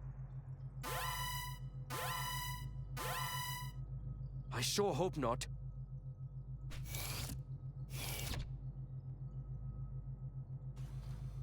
Where's the captain? Why isn't he here? Well, I'm not quite sure. I tried repeatedly to contact him, but he wouldn't respond. What's wrong with you people? What kind of ship are you running here? Right now, we need to find out what that explosion was. Then I will go and check on my cargo. Cuts to the cargo bay, and there's just a Xeon member just going, "Sieg Xeon." Just starts just like, oh shit, you and your Haman Karn feet worshipping bunch of bootlickers as he loads a No pistol. more than ever. If something happens, you can find me on the bridge. Oh, I just remembered something else about this fucking ship. Yeah? Hard Space Shipbreaker has this ship in it. Really? Yes, there's the reference to this ship in Hard Space Shipbreaker that you can dismantle. That's surprising considering that this game, I think came out before Hard Space, or this remake came out before Hard Space. Yeah, I'm gonna be real with you. If you actually see the references in Shipbreaker, you'll be like, no, these guys are fucking nerds. I mean, you were one of the first people to tell me it's a dad core game. It is, not only is it a dad core game, but like, the later ships in the game actually, get a little on the nose on what they're supposed to be. I love Hard Space. I'm gonna go back to streaming that sometime. It's just such a good fucking game. So we can go to the cargo bay. We're gonna go on the south side this time. Why? No reason. Genuinely no reason. I don't think there's any difference in the scene coming south or north. So I just wanted to come to south elevator because it's closer. Yeah. That man is a char.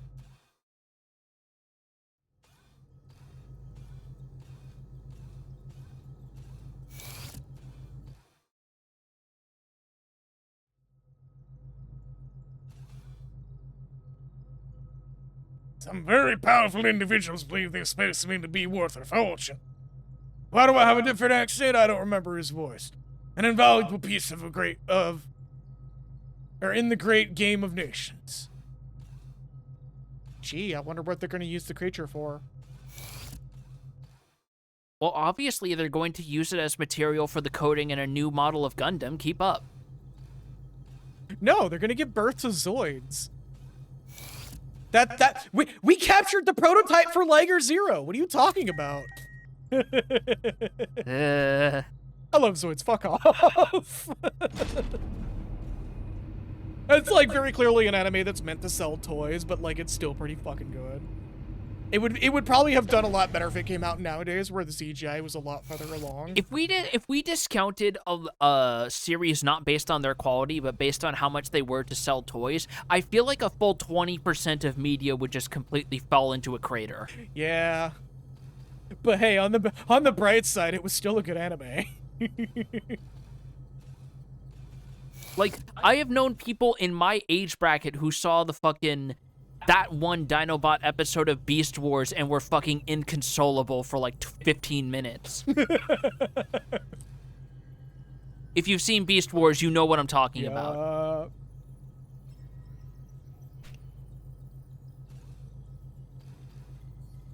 Everything appears to be operating within normal parameters.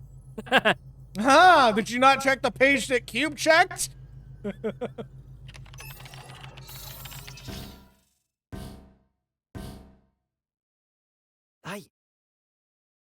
I don't understand.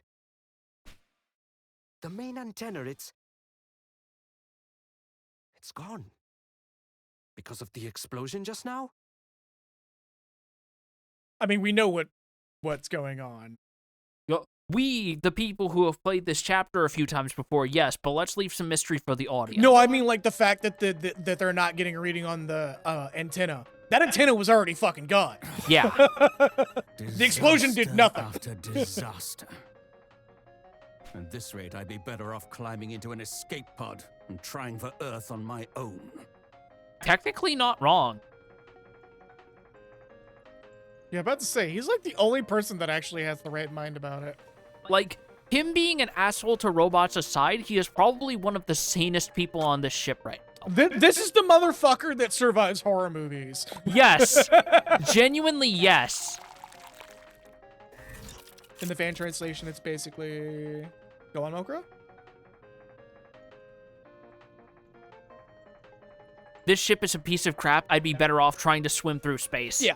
It's a little more harsh, but also still pretty on point. Like, Darth is probably one of the few people who would survive an encounter with a xenomorph. Who should I give it to? Probably Kato. Here you go, buddy.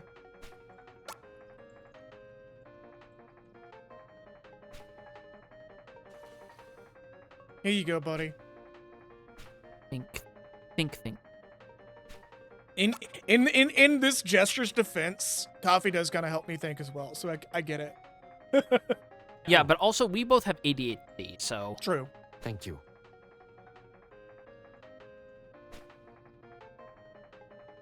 Right. Get yourself together. Depends on the writer of the sci-fi. There's been a lot more sci-fi horror media lately that where like nobody goes for the escape pod for some strange reason. And like the one media that I've seen where somebody actually went for the escape pod, they live to tell the tale. Well, I feel like it's one of those things where it's so obvious where it's like, of course, this is the first point that it would be sabotaged by a malicious act, right? Yeah. Sir, are you still in your quarters? Well, anyway, there's been an accident. And Kirk? I'm afraid Kirk is dead. What? Really? That's... Cupid's just like, don't sound so enthused. Beep, boop, boop, boop. That's most unfortunate. This situation merits an appropriate response. Everyone to the airlock. I'm pressing the button. He will be dearly missed. See to the preparations. I will make sure to attend. That's kind of the joke, with the Captain Square music going on in the background, and like nothing else. That's actually part of the narrative. Like, I have to Wait, imagine Captain. Darth is just like, can we unplug that thing? We can't. It's actually hooked up to our intranet. Ugh. Well, no, it's this is me like flexing a little bit of cinematography knowledge. The juxtaposition of hearing that, knowing that the person who is playing it is dead, makes it feel that much more impactful. No, I know, but it's just kind of, but it's just darkly funny to me to imagine that Darth wants to unplug that thing, but unfortunately it's tied to so many different subsystems of the ship that he can't without fucking something up, and eventually they're going to have, like, no hot water for the rest of the week. Right. Your Also, captain is a Moker man of also remarkable Moker reading ahead a composure. little bit. He remains calm and collected, even after being told one of his crew has died tragically.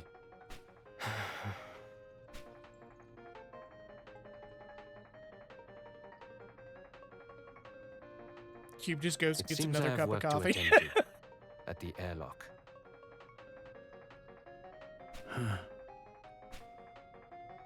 I suppose I could go and look around in Kirk's quarters. See if he had any prized possessions. It's the Something to coconut put in the JPEG casket. of the ship, for those who get the reference, says Kagura. Oh yeah, fucking what game was it that had a fucking JPEG of a coconut in the code? TF2. And like if they remove the coconut, it like makes the game completely unplayable. Yep. Or as some other people in, like, younger age brackets would That's be aware of, thoughtful of you. it's the load-bearing Goku. Yeah. By all means, please. Or more specifically, the load-bearing Kako Demon in Doom. I imagine our Central American viewers are very confused because to them, all Gokus are load-bearing Gokus. I make that joke specifically because a friend of mine got back from a trip to Ecuador recently, and he was like, yeah, Goku's just, like, all over the place there. It's kind of crazy. That's why anytime I hear people like talk shit about Dragon Ball Super Furious, I'm just like, there's an entire fucking part of the world that is over the moon just to see more. Doesn't matter if it's the same shit. They're just getting more. If you are on record shit-talking either Dragon Ball or King of Fighters, there is a full quarter of the world that is going to want your head on a pike. Uh-huh. And, like, 90% of that quarter is the same territories. Yeah. So, I believe we should actually go and visit Kirk's quarters, which is a couple of P-ways down.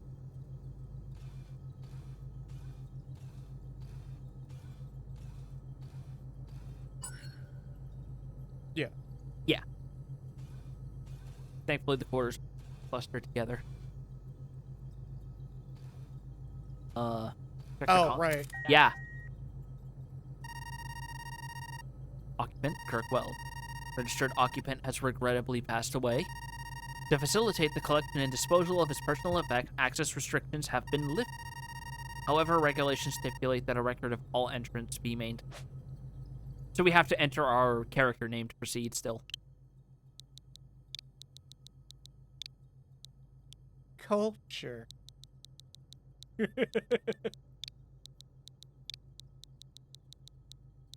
Hang on a minute. Wait. Which one should we do? Which one? Oh no! This really is cube squared.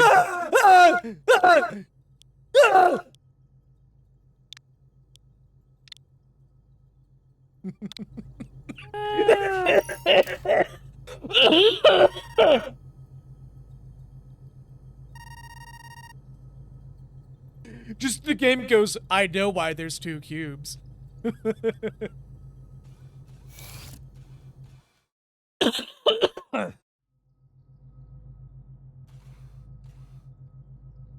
Trophy collection.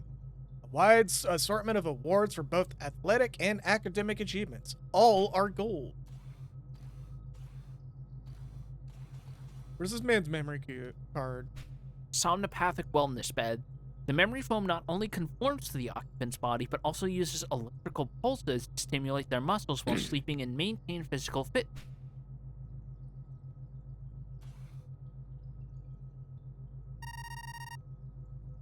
Oh, shit, we got an ad. Oh, we do. I was not keeping track of that. It cranks your hog for you. God damn it, Moker. I was trying my hardest not to make a joke about that, but you beat me to it. I was about to be like, so this is the cock and ball torture bed, but all right. No, this is the bed that takes the idea of the stranger and takes it to a whole new weird level.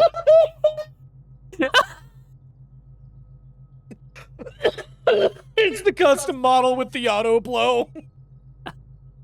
And also the auto suck if you want to get really freaky.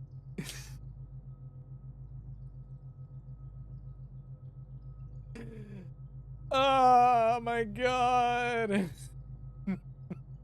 See you on the other side of the ad break.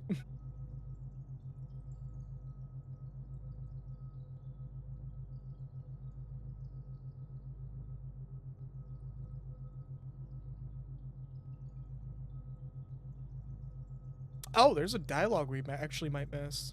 Really? Yeah, it's in one of the screenshots. I forgot we should probably go do that. Oh, you win some, you lose some. Because it's definitely going to be different in this one.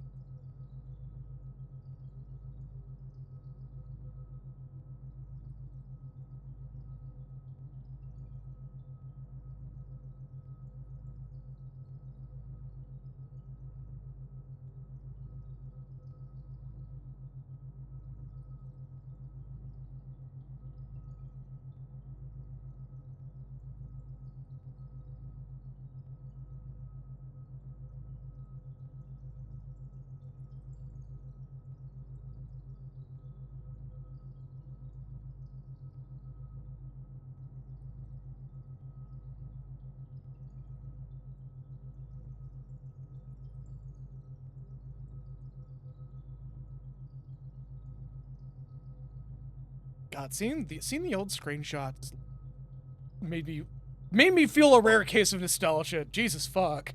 Yeah.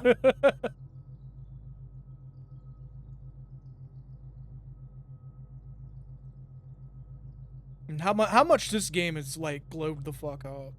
Oh yeah. Nearly 30 years will do that to you. Mm-hmm. Oh yeah, I should show off the combat screens while we're in the middle of the ad break. Just to show how vastly different those are, especially. Yeah, let me grab a image link here. Here's the Captain Square screen if y'all want to see that.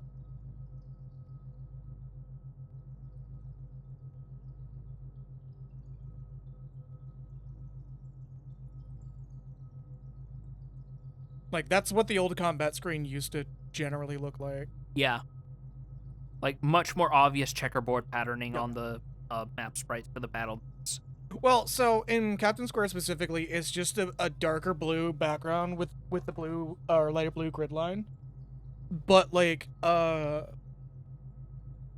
other chapters specifically, let's do Sundown because that's the more clear one. Yeah. Copy image link. This is the old the screenshot for the Western chapter.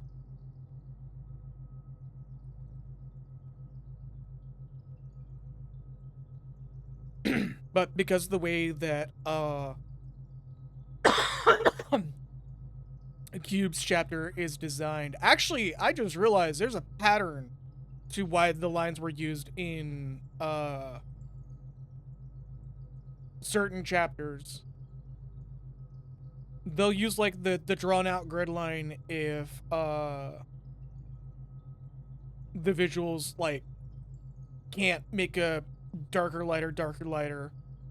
Here's the prehistory one for the end chapter. This one's really interesting. Because back in the day, the grids all had the grids for the prehistory chapter were paw prints or dinosaur feet, more or less. Yeah. Probably.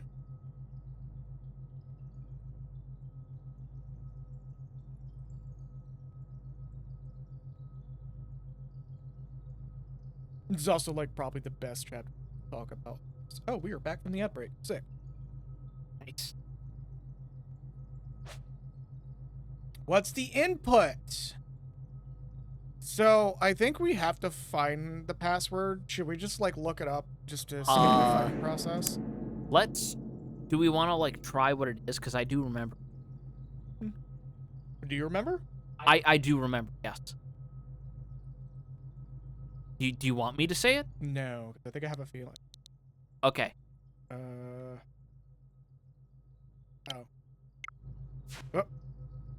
Didn't mean to do that.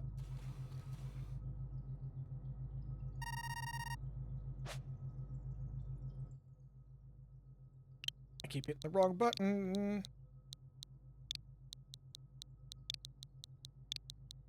That was the other crew member's name? It's Rachel, right?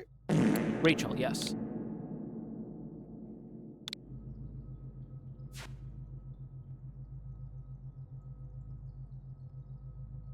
Was it correct? No? Okay.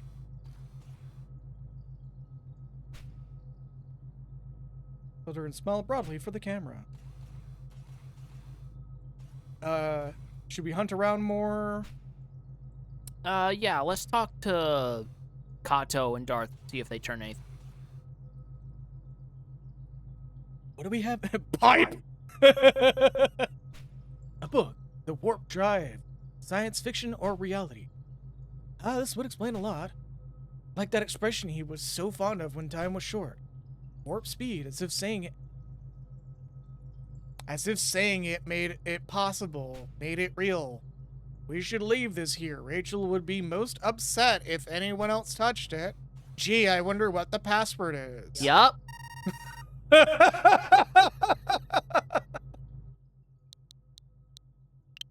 Hey, you were wondering. And you wonder why I remembered it so easily.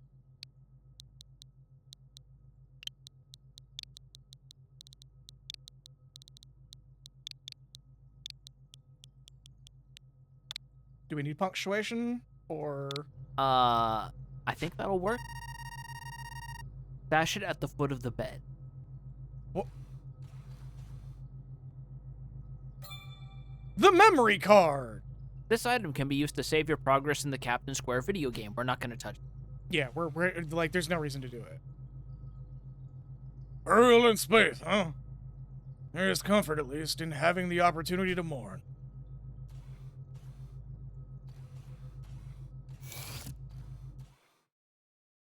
Cube just goes up to Rachel, puts the memory card on her bed. Oh, wait.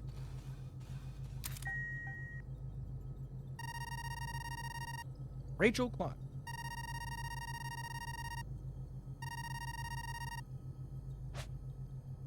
What would y'all put in on your obituary? See back of Tombstone. And then on the back of the tombstone, it'll say, see front of Tombstone. I guess for me, I'd put read-only memory. Middle finger emoji.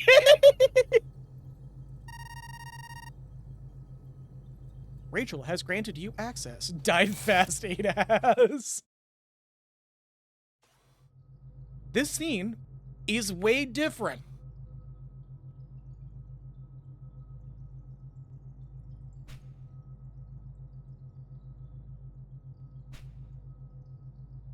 I'm just going to leave the text on screen because I don't have the energy to channel that level of emotion. The name, Kirk Wells.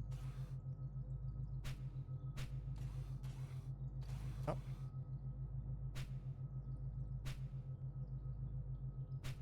So in the fan translation, she just says, I know Kirk is not dead. That is a lot. The new translation is a lot more eloquent and admittedly accurate, in my opinion. Yes. Like, again, I've had a couple of moments before where it's like, I appreciate Eon Genesis's work, but this is like, Square rarely misses with the official translations, and we're seeing here. Yep.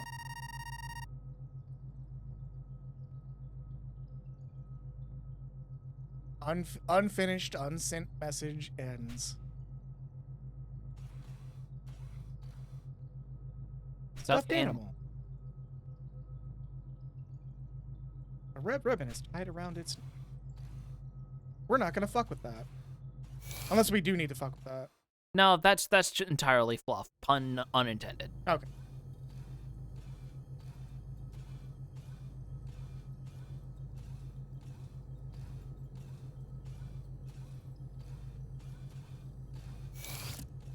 Time to go downstairs. Actually, I think we need to go upstairs. I believe we do. Oh shit, a teddy bear and a bear calendar. Perfect. Now I can tell the date. What's the date? I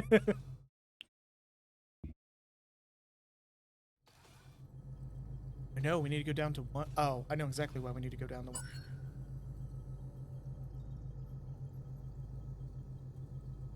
Oh, yeah.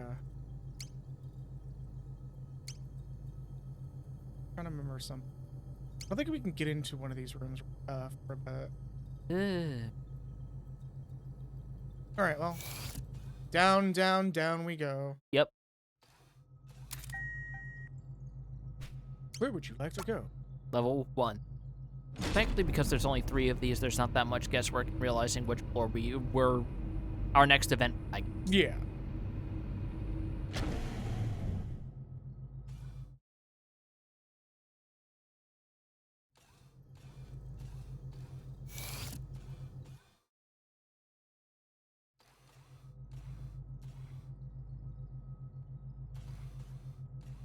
Hold up, which one? I'm trying to remember which one was the cap.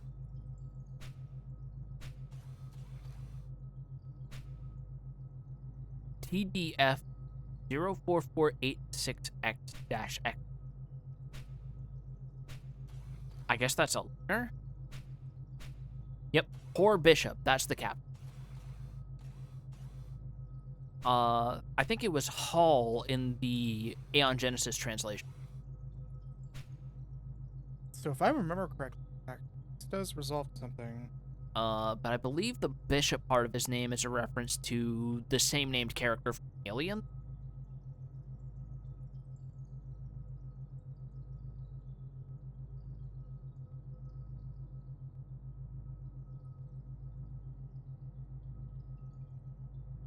Yeah, give me a minute. I'm making sure there's not like a specific reference.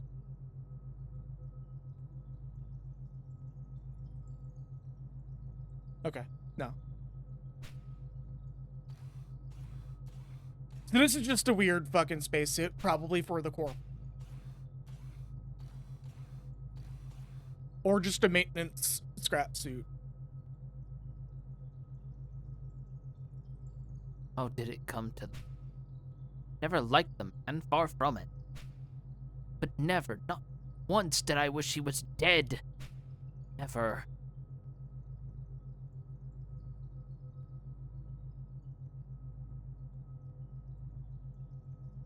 Oh, okay, so Just repeating himself. I can go out into the airlock! Let me at him, Captain! Let me at him, Captain!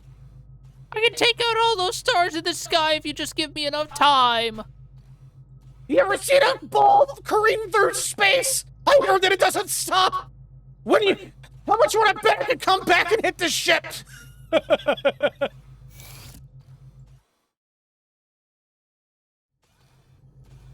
I'm blowing shit up! Back up we go, I guess. Not yet. I don't want him dead, I want him bald. Yeah.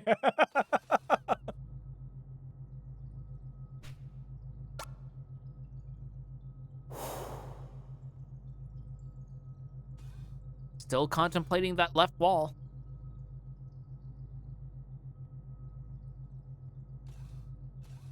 I'm trying to remember if it was this point or another point where this slightly changes. Because we already saw the first change where he's moving around more.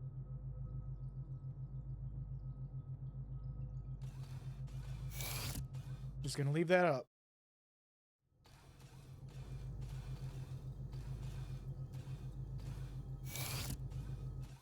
Just the behemoth looking at that wall like, how many times can I hit this before this breaks? How many licks to get to the center of a Tootsie human? Yeah, I am the bot that will pierce the heavens. I don't want him dead, I want him bald.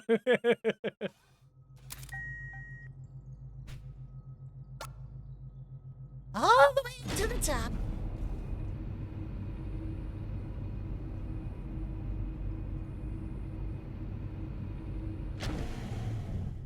The song for the disproportionately long elevator.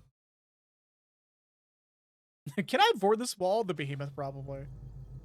I just imagine you going up and it plays that one Muzak theme that every elevator has.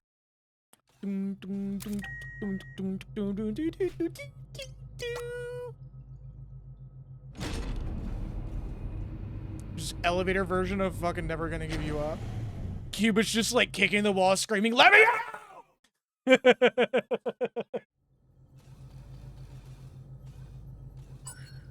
I think it wants us actually to go to the either the med bay or the cryostasis room. I think the med bay specific. Yeah. Just to check. See how things are over there. If you're wondering why we haven't checked the captain's room, I don't know. I think it's locked. Oh, Kirk's body is gone.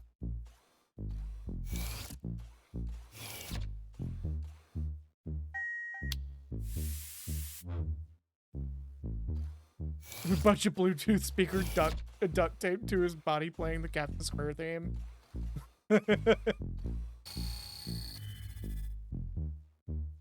We can press this button. Can we find any, like, trace particulates to tell us who stole the body? No? Check functionality. Cool.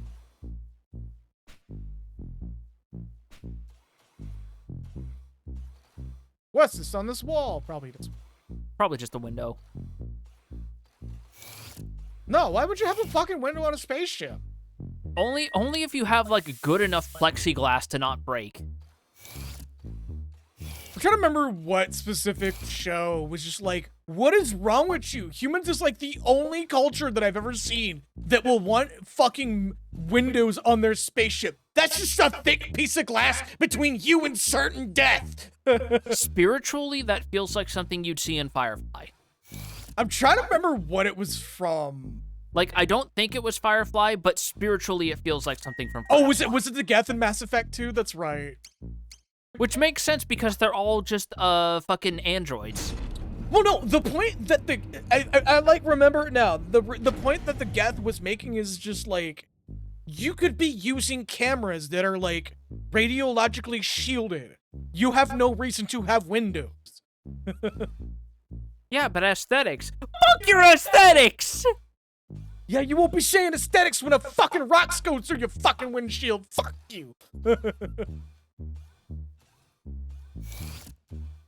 So we're looking for the body. Where could it be? Windows are a structural weakness. That's why, like, in every little bit of sci-fi thing I toyed around with mentally, none of the ships have windows. They have shielded sensors. It is better to be in the dark than be unsafe. Or you just pull a rabbit out of your hat and say they're technically not windows, but they're visual displays that happen to be similar facsimiles to windows functionally. Or just do a Star Wars where it's just shielded by a thing called transparent steel.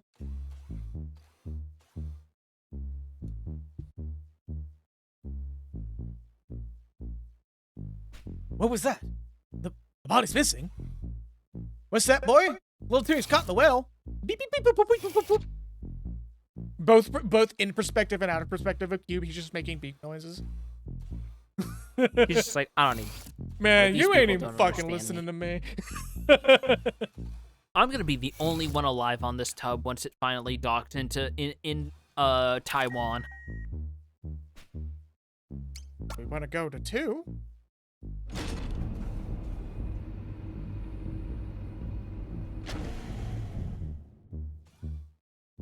What could be going on?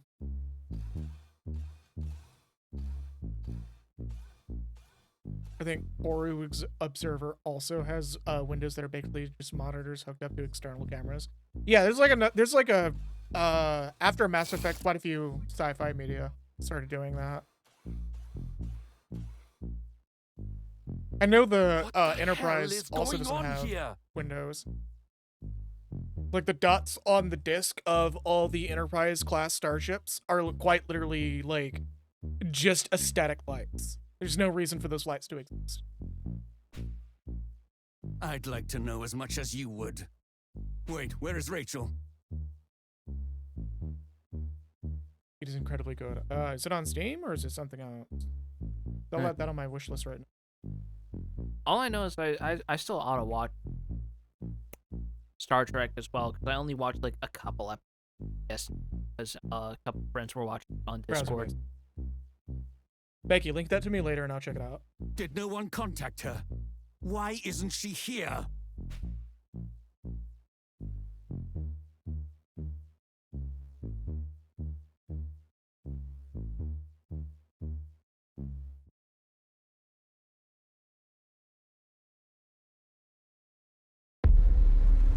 Oh.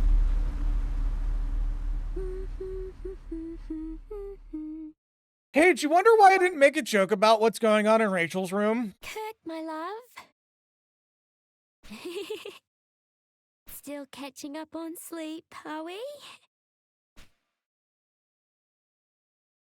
That's fine. I'll have some fresh baked cookies ready for you soon.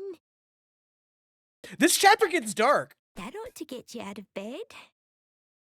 Imagine like a 9-year-old Japanese school kid playing this and having no clue what the fuck is going on and being very confused and disturbed. Yeah.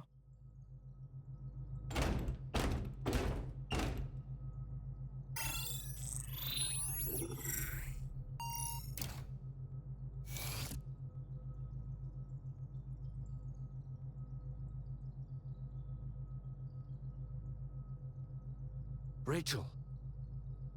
You just hear the dial-up noise from Q, but the translation is, "What the fuck?" Rachel, what is this? I am figuratively and literally processing all of this. Don't you dare try to take him from me again. Oh, Huey. Clever little Huey. If he was out of the picture, then it'd all go back to the way it was. I'd come running back and leap into your arms. That's what you thought, isn't it? That's why you tried to kill him, isn't it? Rachel, please. Listen to what you're saying.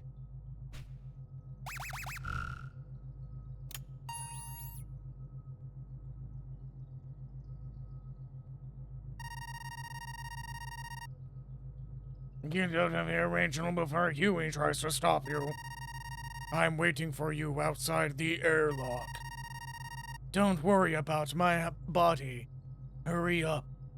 Warp speed.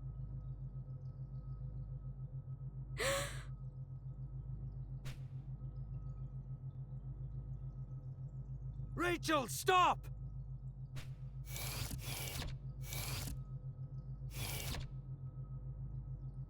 Back to the airlock we go, then.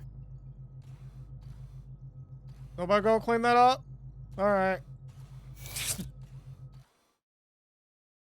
Oh, everyone knows bodies are completely safe to touch. There's no worry about decomposition unless they get really rotty. Look, as long as you don't sever the medulla oblongata, he won't shit himself.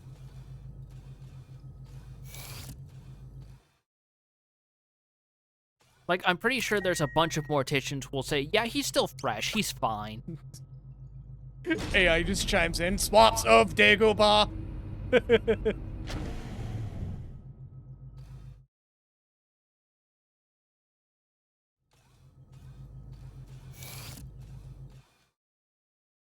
Rachel, this is insane!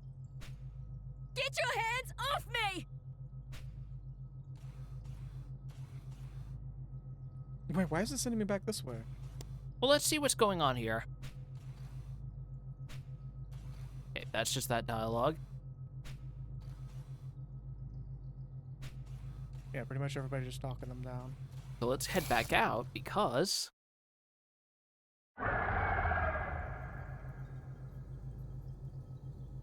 Uh-oh. Hey, doesn't that sound familiar?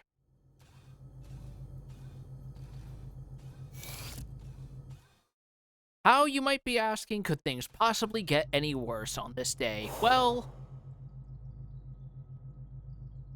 that back hatch might open.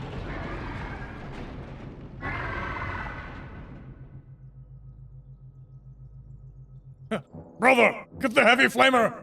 Get the flamer! The heavy flamer! Oh, this is so good. Yep. This is all extra to this version. boy, howdy is it.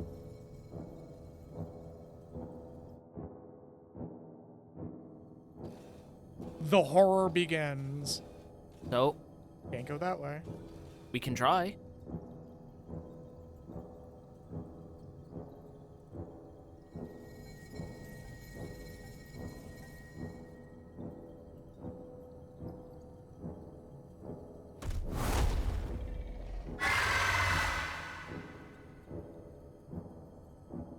This is so much better delivered. Holy shit. Run, motherfucker. I think this is the first time we can actually run? Was it hold B? It's hold B. Okay. Whatever is canceled. If you encounter the escaped behemoth while traversing the ship, run away as quickly as you can. If the behemoth catches you, the game will immediately end. Yep. Game over, no questions, no second chances. This thing touches you, you are fucked. Oh, just auto runs. Okay. And this is what I mean about it being slightly easier. I believe in the original, it was 1-to-1 your runs. Yeah. Yeah, this is where that began. Speaking of, we're gonna do this real quick. Because this is extremely prone to fucking up and losing a lot of progress. Not so much in this version, in my experience, thankfully. Oh, we also have no equipment screen. Nope. But we do have a key item. And that's all we have for inventory. Yep. This is the least RPG chapter of this RPG. So the Groose is loose. Also, Kagger saying, yes, you know the metric ton of RPG Maker games where you're stuck somewhere and everybody keeps dying one by one and you have to try to escape from something that kills you instantly if it catches up? Here it is! Here's where that template was created and everything else was formed from. What do you mean the behemoth is loose? Damn it!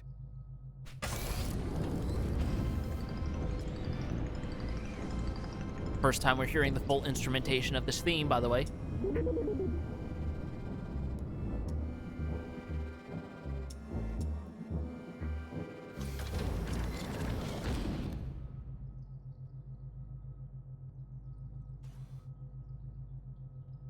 Are you all right? So just a bit of a, actually for a minute here. Nobody in this room should be standing right now. Everyone should be on the ground with their ears bleeding. No, don't worry about it. It was only open for 5 seconds. Fucking, you only need one. And they survived 5, so clearly they're tougher than most people. They're just built different. I mean, that's more also me just being a fucking Neil deGrasse Tyson for this. No damage as far as I can see.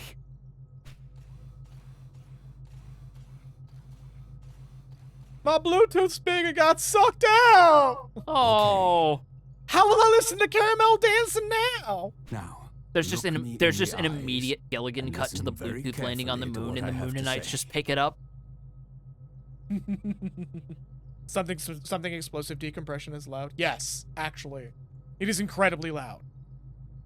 There's a reason why they tell you to wear hearing protection when you're working in a space with a vacuum sealed container. That shit is loud. I almost have to wonder if people just wear the spacesuit or space helmet by default then. What? When they're working in airlocks and stuff. I mean. Oh, that's just in case the airlock's open. Yeah, that's what I mean though. We were yeah, probably. there in the because it's like if you're already dealing with that risk, take no chances. Yeah. Yeah. Also, the pressure difference will cause your eardrums to explode. We all saw him. So everyone in this room should be at minimum deaf. Pronounce him dead. Yep. Okay. You remember that, don't you? But it's not nearly as fun if it actually happened. Yeah. And also, 1994, I don't know if the resources for that sort of thing were publicly... Yeah. But he's gone. No matter how much you may want to believe otherwise, that's the truth.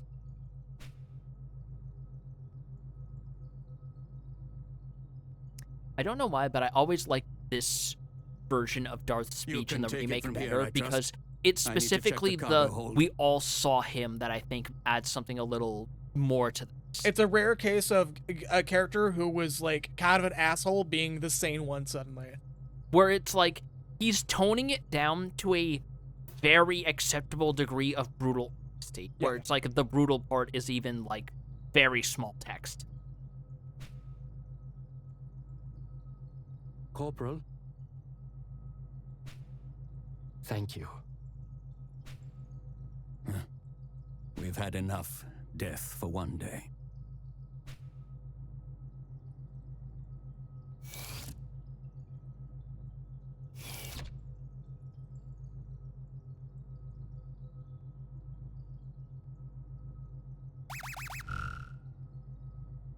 Darth here.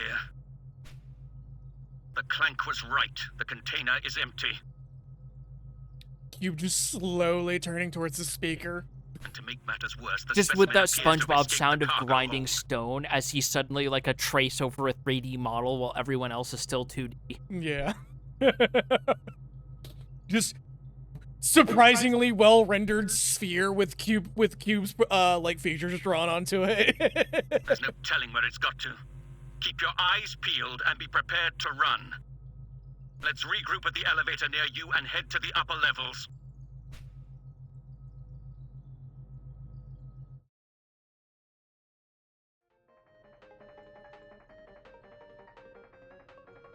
And I believe this is Act 3 of this chapter, if I remember correctly. Close.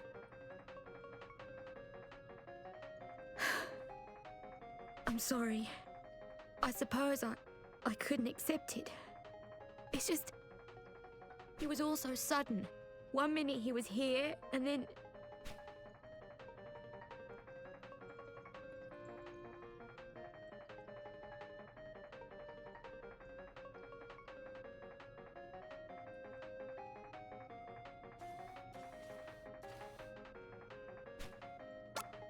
Get her a call. I know she said she prefers tea, but it's basically the only thing loaded into this Keurig 3001. No, we're gonna give her a coffee for a different reason. Why? Because Kirk liked it strong. Huh. Yeah. Oh, wait. Hot coffee mod. God damn it. Present your crewmate with a coffee. Offer. In Kirk's memory. Drink it. Oh, thank you. You've always been so kind to me.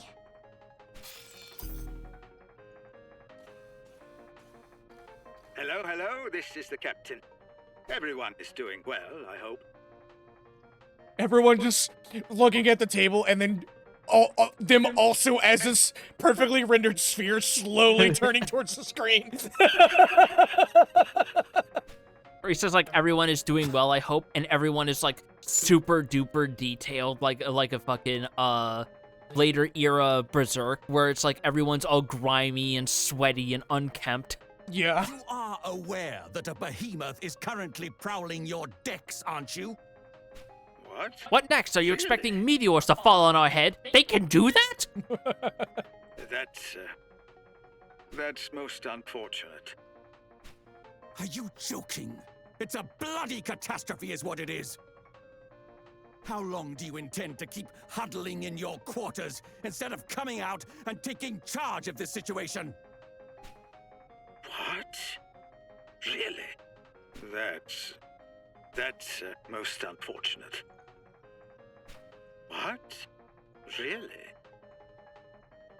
Hey, who turned out the lights? That's most unfortunate. Hey, who turned out the lights? The behemoth's still out there. And so is Kirk. I can't let that thing hurt him. Rachel! Rachel, for the love of God, just throw his body as a distraction. It'll give him a snack. He will probably be satiated. No, you don't. Or are you that eager to die?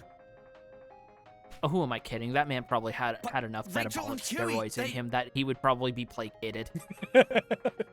Homie just had 2 doses of Luciferium before he jumped out in that airlock. What are you talking about? That's gonna make it worse.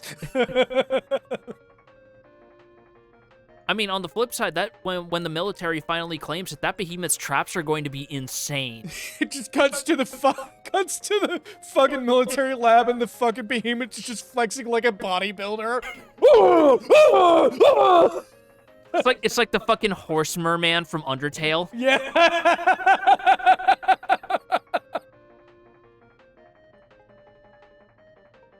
I'm sorry. Just leave me in the cryopod forever. Dr. Randall P. Savage, yeah. Yeah, just doing push-ups and chugging protein. But I can't just abandon them.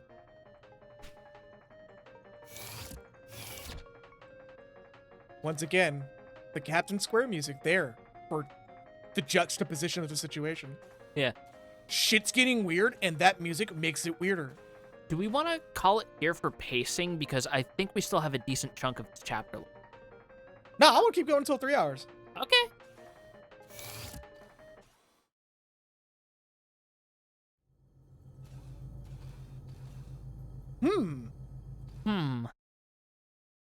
Oh.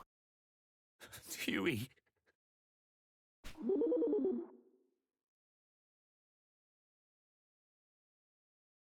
Rachel. Is Rachel okay? Oh yeah, I'm gonna be transcending transcending the limitations of biology.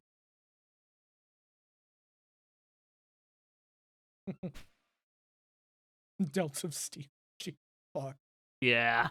She's all right. Oh yeah. You don't need to worry about her. What were you thinking? Running after her like that? It's okay, Gato. It's okay. I didn't really have a choice, I think. Even now, after everything, I love...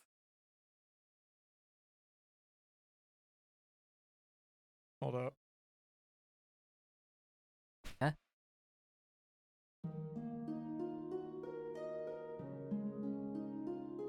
Rachel's still alive. We need to move quickly.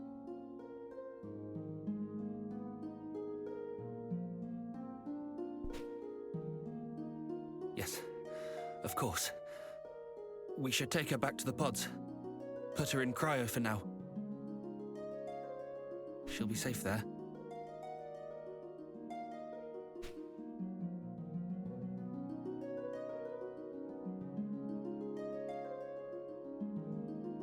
Little one, I have a very important mission for you.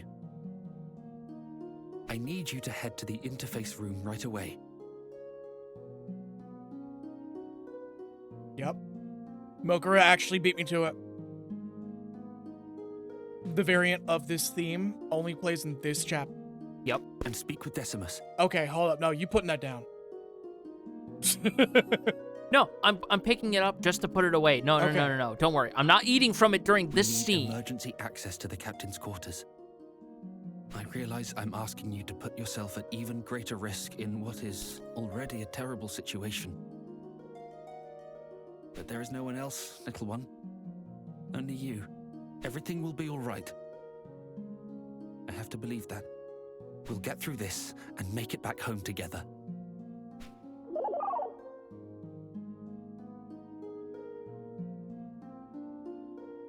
Singular lonely heart. Right, let's move. Mokro, you're probably noticing this too, but everybody, from here on out, pay attention to the environment.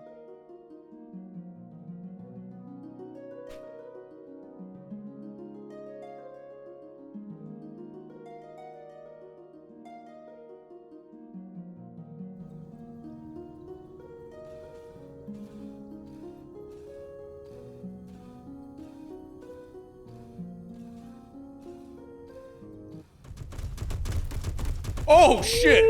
Ooh.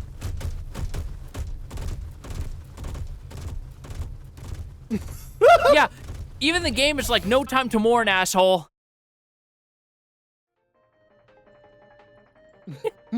Puppy! Well, how you gonna get there? How you gonna get to that room? Well, hold up. Did you notice something that happened on the minimap? No, actually, what? The bottom arrow actually just popped in, which means it's safe.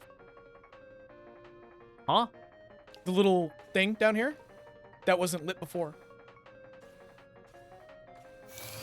I think that's because it's the same as being tracked by enemies on the field in other chapters. So we gotta find a way to get across there. I think if you know he's coming, you can just rush the door. Because I know I've done that before.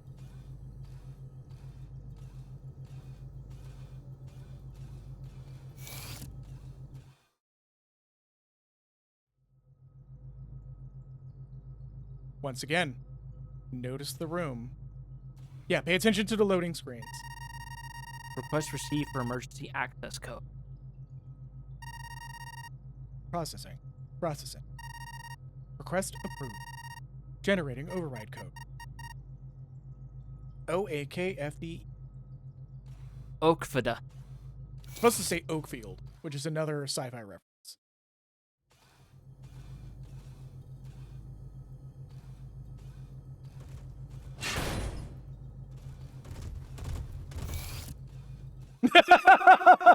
Nope. Thank heavens you're okay.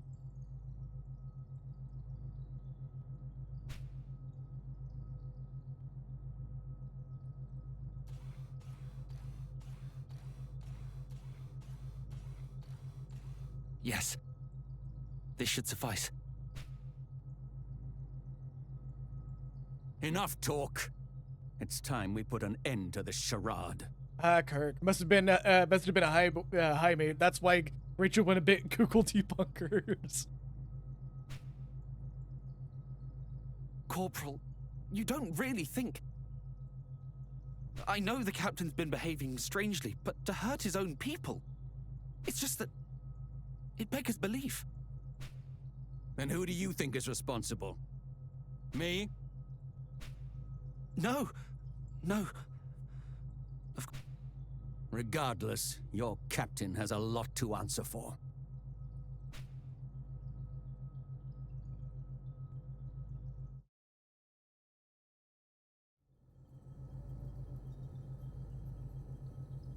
Well, here goes nothing. The behemoth walks into the B-way, stops. Oh shit, y'all got cut scene. All right, he just walks back away. Just walks backwards, just, oh, sorry. Sorry about that. Sorry about that.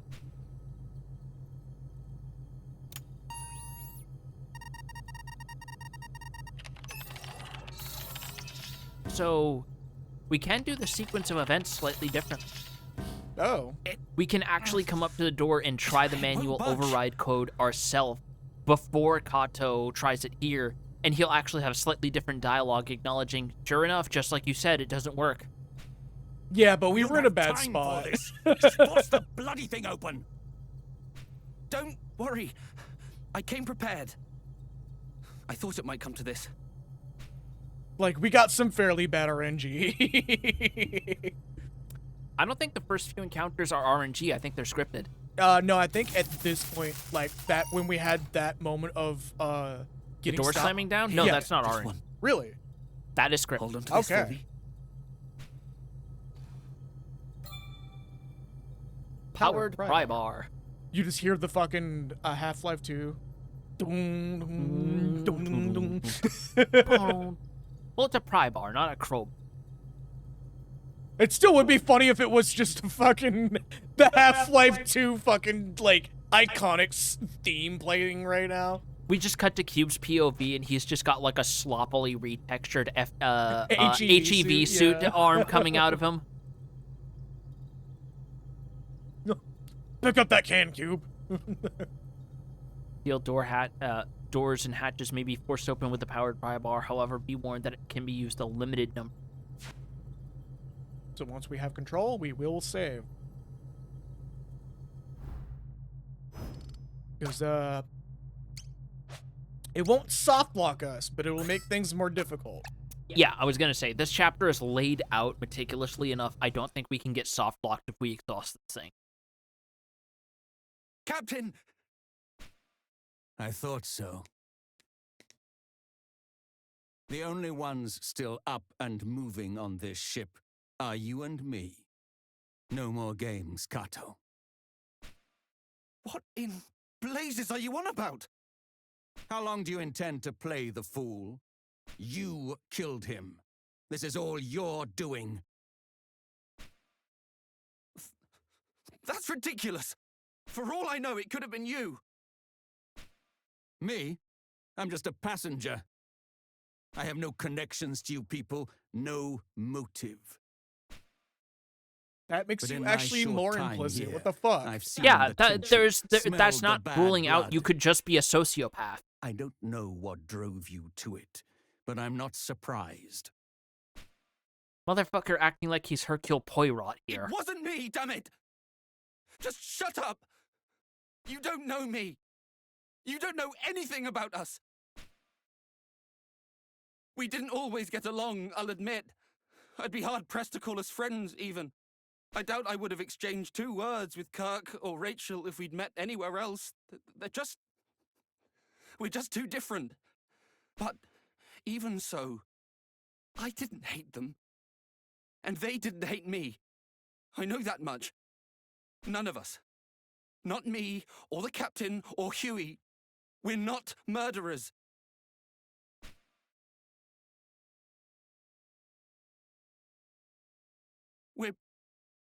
We're all just... We're normal men. We're just innocent, normal men. stuck in our heads. Too caught up in our own worries to notice when others are hurting. Unable to see beyond our own wants and wounds. Beyond the life we wish we had and think we deserve. We're just people. This is a really good scene. Oh, yeah. I wish I remembered Kato's voice, because he did nail it. Everybody fucking nailed their roles in this. Color of skin, it has likely been some time since he breathed his last.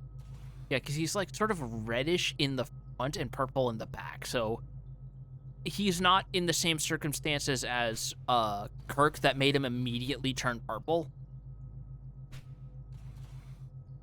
I guess naming your son Kirk is just cursed. Heron horses run free in the field. Yeah, so apparently this dude has just like a lot of horse memorabilia if you check his stuff.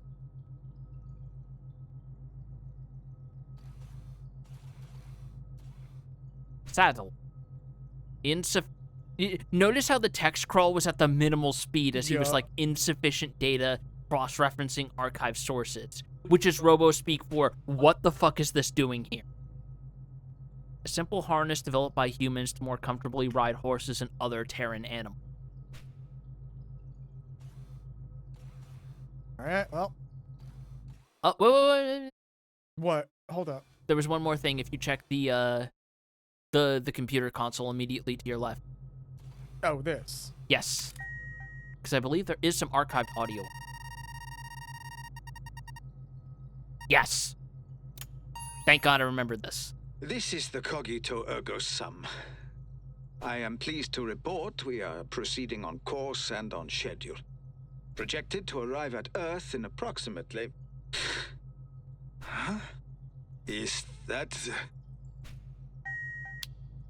Ah!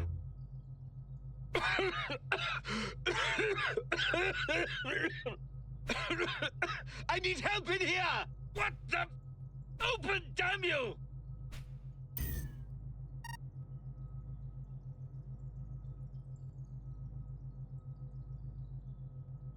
I think, therefore I am. Yeah, it's more or less what Cogito Ergo Sum means. I think like the actual translation is the summation of thoughts. Yeah, but again, the popular translation of it as exists and has pervaded in pop culture. Therefore, I. Oh no, it's yeah, it's like. Hold up, I'm trying to remember the exact translation.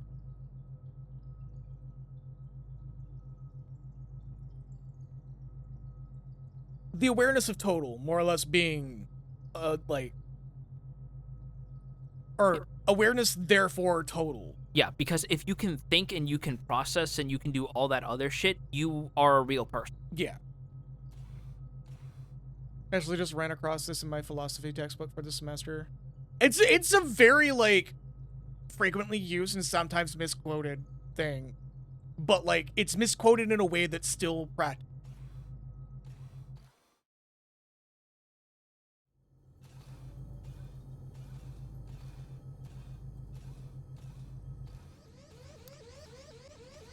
Oh, huh?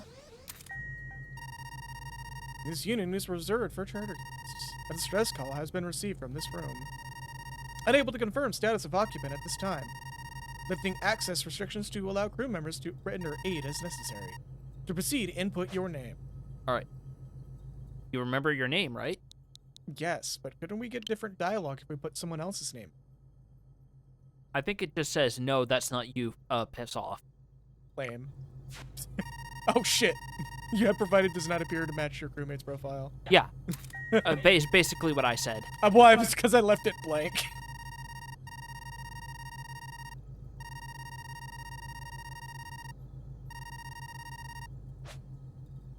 It was by pure accident.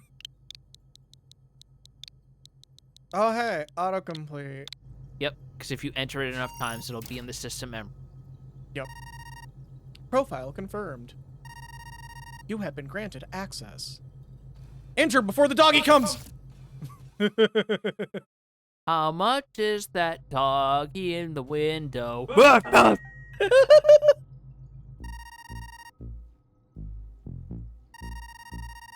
Order addendum. Operation TY 580905. Ah, if those zeros were arranged differently, it would spell beats.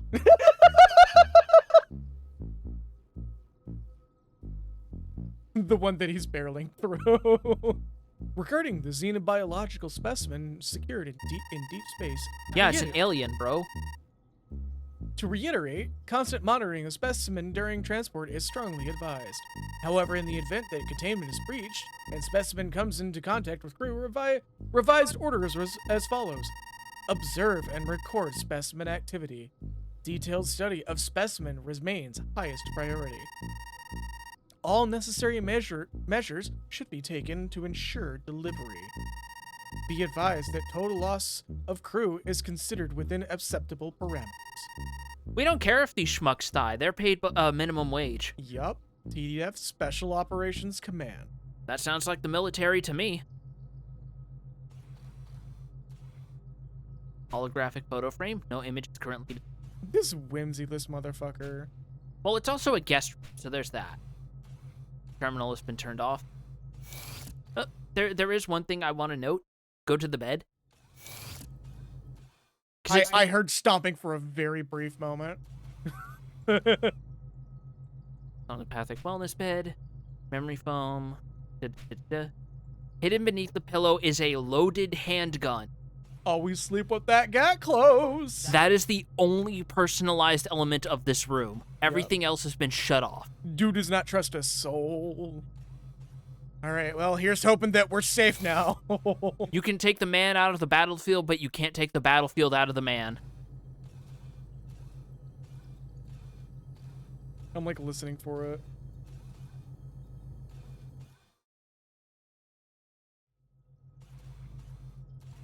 What did you say? Orders? What orders?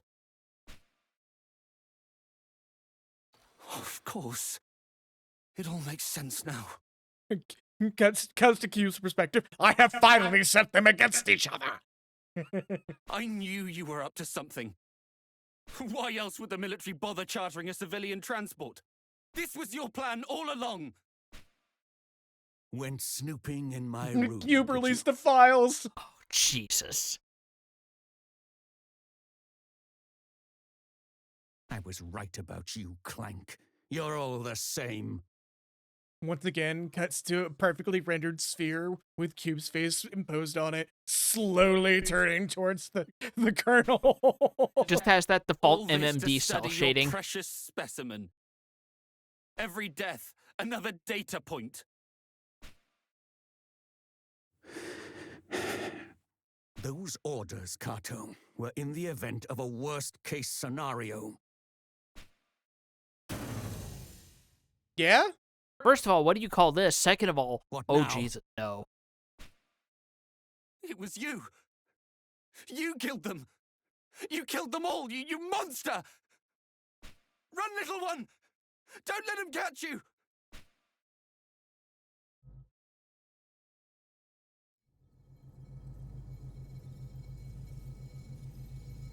God, I love these perspective shots. I love that because it's 3D, they can do. I didn't accidentally skip it, did I? No. Okay. No. Look out! Whee! Oh yeah, this is so alien. Hey, remember that pry bar?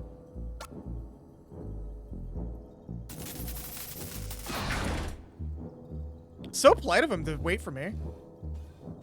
Do we just pick a room or? Elevator. Okay. We have to loop back around.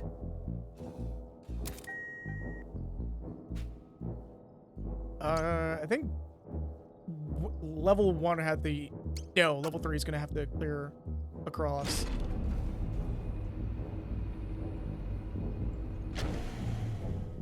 When did this become Virtue's last reward? Hi, welcome to the game that inspired that.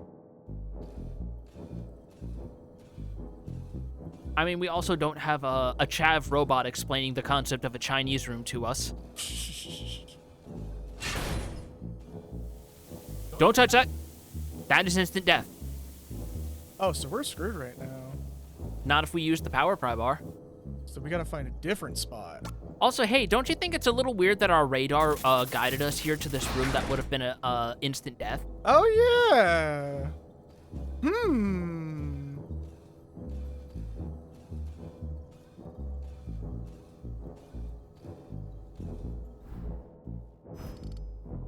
Oh. I had to stop because Smoker went, wait, what? Or wait. Yep. There is a little flag that tells you where events are in that room that will kill you if you don't recognize to use the pry bar.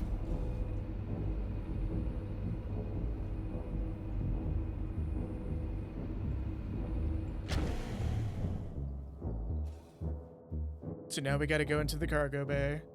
And we have to go around the long way. Yup.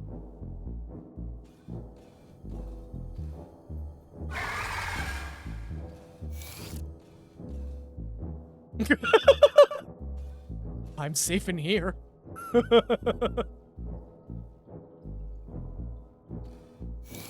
least I think I am. Yeah, okay, it's elsewhere. So exiting the room reloads its position. Yep.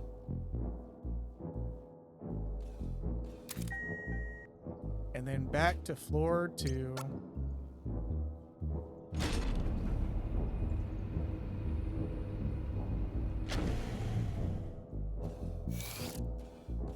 Hunting mechanic, then the Emmys in Dread.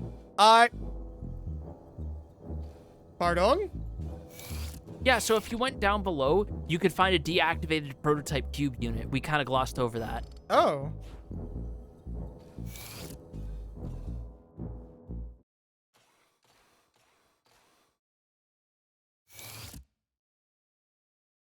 Which one's the real one? Apologize to me right now, Cube! No! All right, fine. I'm just going to shoot both of you. And they both just start laughing. Dark just says clank, and both of them turn at the same time. It's like, well, that's fucking busted. What else am I gonna try now? They're both just like, truce, and they just extend, like, photorealistic muscle man arms.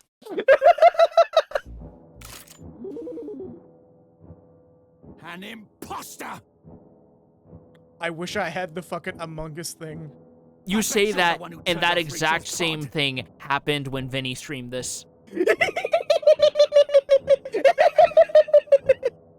Also, yeah, that's an optional event that we missed. If we stayed to the second floor instead of using the elevator to loop around, we could have seen the imposter cube turn off Rachel's cryopod and kill her in her sleep. Oh shit! So we missed something. But we slapped saw you something both the else in moment I walked exchange. in the door. Yes. Wait. Don't. My little one. My little one would never hurt anyone. You can't be sure that's not. Obama Llama 12, thank you for the follow. Picked a hell of a time. Yeah. Things are kind of tense here. All right.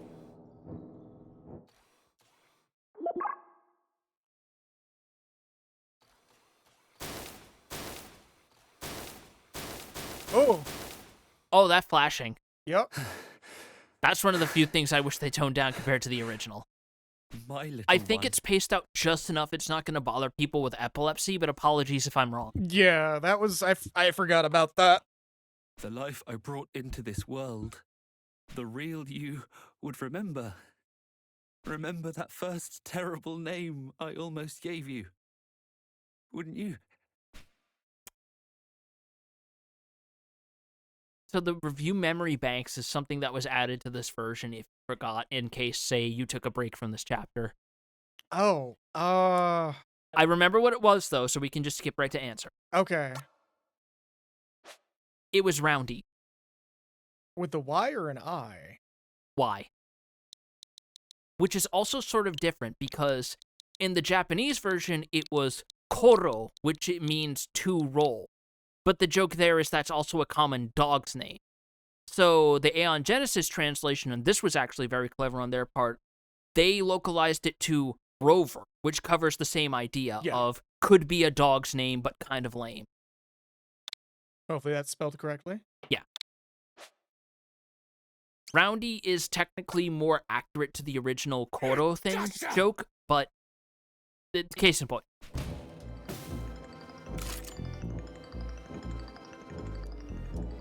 Darkest Light, blast its clank! It would be in your best interest to stop. Oh, I was gonna do the fucking G-Man voice for this. Go ahead then, go ahead. This is my domain.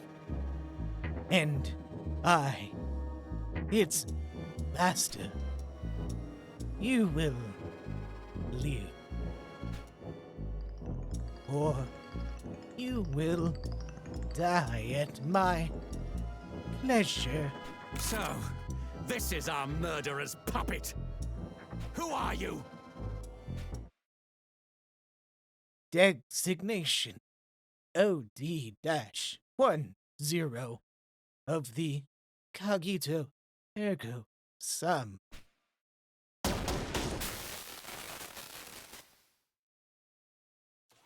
Kato. Cube just goes over, grabs the glasses, and just goes, "Victory is mine."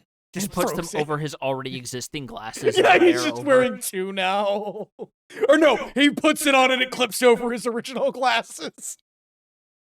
You know what it was talking about? Like, for the rest of the game, he just has that weird Z fighting texture on his glasses. Who's OD10? OD10 is Decimus.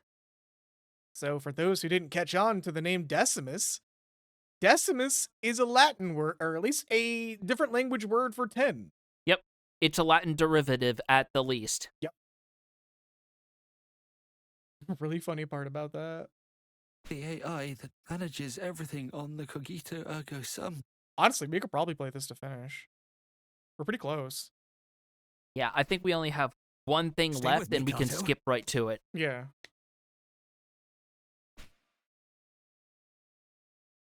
So we'll play this to finish. The control AI, you said. Someone must be trying to hijack your ship, then. Is that the is that in 14? You can hear the old or where the old. Oh yeah, it makes them hilarious to see fighting core. Yeah, I remember that. The double glasses, and if you do look at it at the right angle, the game just kind of goes. As a holdover of the fact that it took us until very recently for them to go, wait, we can make eyeglasses a secondary cosmetic item instead of something you have to actually glam. Yep. No. It's a completely isolated MMO engines are very funny self-contained Frankensteins. system. I have to wonder if other programmers would look at and just realize that's basically tech Unless we gore. bring it in for maintenance. So, what are you saying? That the AI itself has lost its mind? I have no idea. But in light of everything, we have to consider the possibility. At some point, we should have considered If not you're naming the right. ship Cognito Ergo Sum, right? And Cuba's just like does the fucking Predator handshake with Darth for a minute. I'm just gonna say he either does the Predator handshake or he pulls out a little claw to do the hand motion. Then you and me and everyone else, we've all been dancing to that mad machine's tune. The main computer room. That's where we need to go now. You're coming with me, Clank. I want you where I can see you, in case Decimus tries to commandeer another puppet.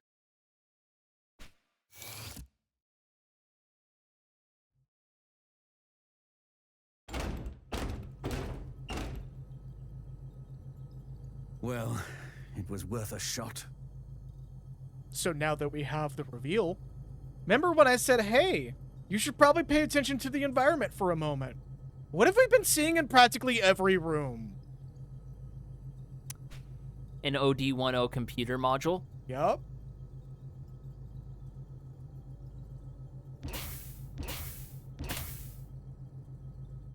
And I do mean even the hallways. This AI has been watching us this entire time.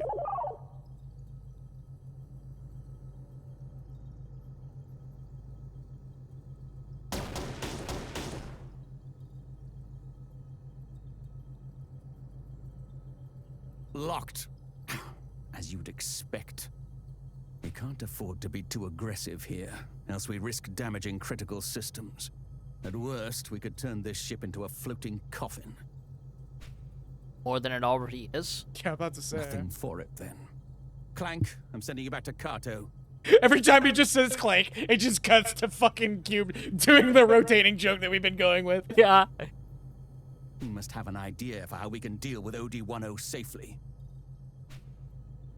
It's the I'll stay different here for now. render style of that every single time. This time it's PS1 style Garou shading. Yeah. I doubt very much. He says it one more OD10 time, will and it's allow the the Sega behemoth to Genesis venture too Sonic close face. to this area. Or it cuts to a certain Lombax and his robot buddy. Yeah. The beast could just as easily tear apart its mainframe as it could our bodies. Okay, so our objective now is to pick Kato's brain. Yup.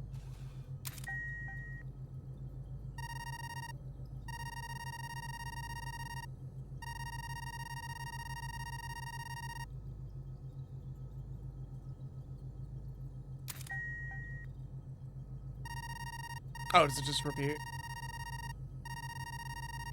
I believe it does, yes. Okay, so we just gotta find a way to the next room. Oh, hey, that leak was fixed.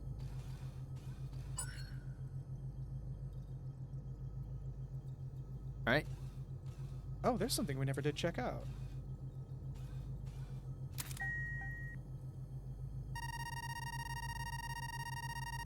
Oh, it just... Yeah, at every console. Yeah. Yeah, I believe this is where that prototype cube was stored, actually. Yeah.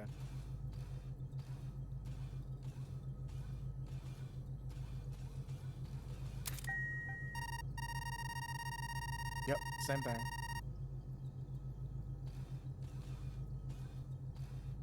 Yeah, watch loading screens. Yeah, now we actually do have to watch loading screens. Yep.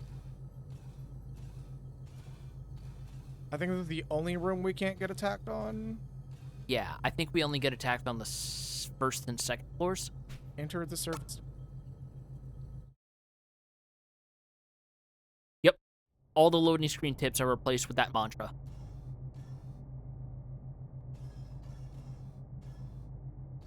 That's... Oh. Also, holy shit, the load screens are fast. Yeah. I imagine they must be like lightning quick on the PC version.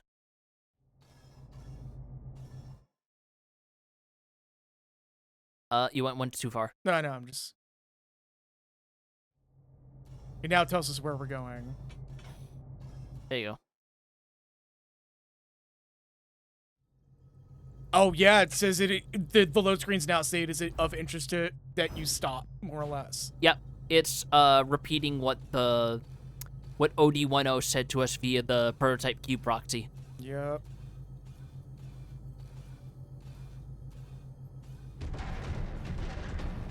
Is it behind us or in front of us?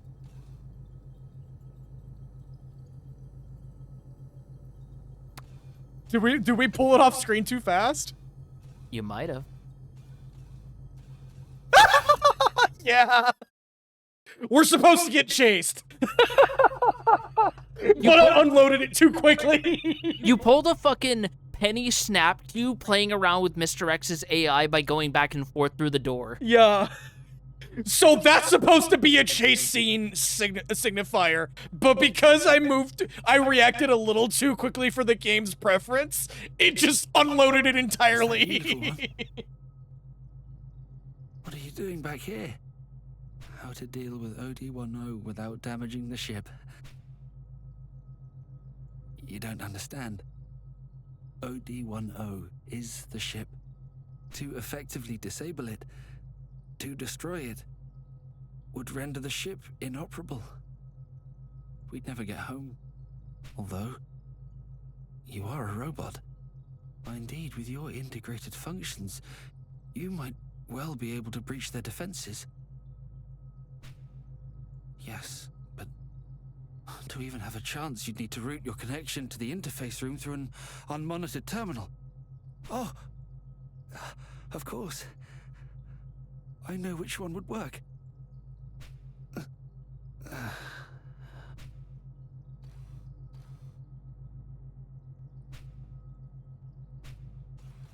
An unmonitored terminal, he says.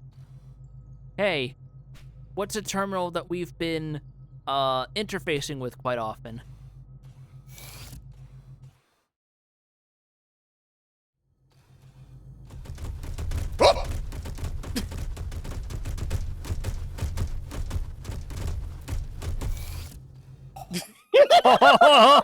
Holy shit.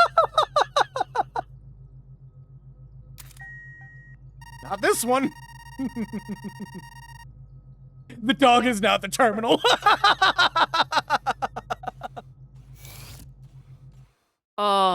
We need to play a survival horror game one of We these days. there is one on the list. I promise you, there is one on the list. Good. Well, so you weren't here for the Signalis stream, so you didn't get the... No, I wasn't, because I wanted to play it eventually in my own time. So, we gotta go back to the mess hall. Northway? I think I could have done this one. Yeah, I think this one. Ib. You know, it was either... Ib is another one that I might do. This is something we're going to discuss.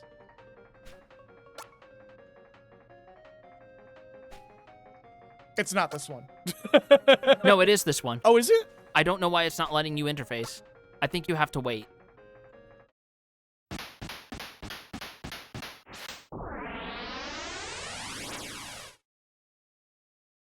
No, not that kind of interfacing.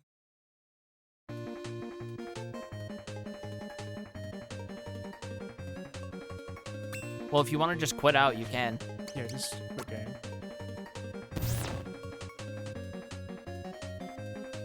I'm wondering if we have to talk to Darth or what? Or if we have to wait. Because I know he did give us a...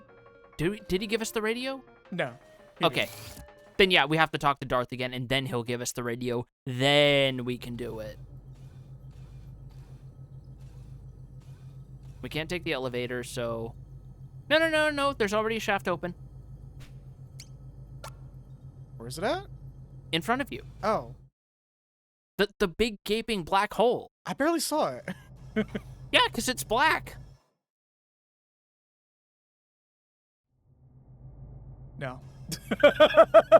What do you mean, no? I'm leaving that alone. What?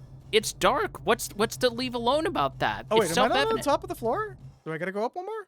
I think you have to go up one more. Yeah, there you go. Oh, yeah, there we go.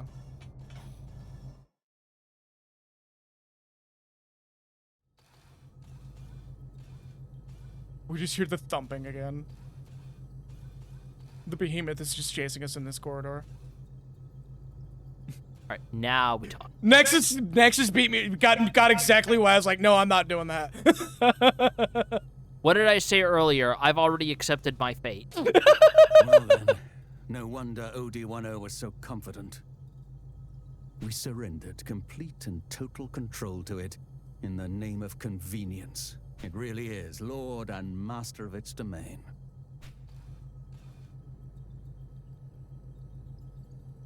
So, Kato said you might be able to breach its defenses, did he?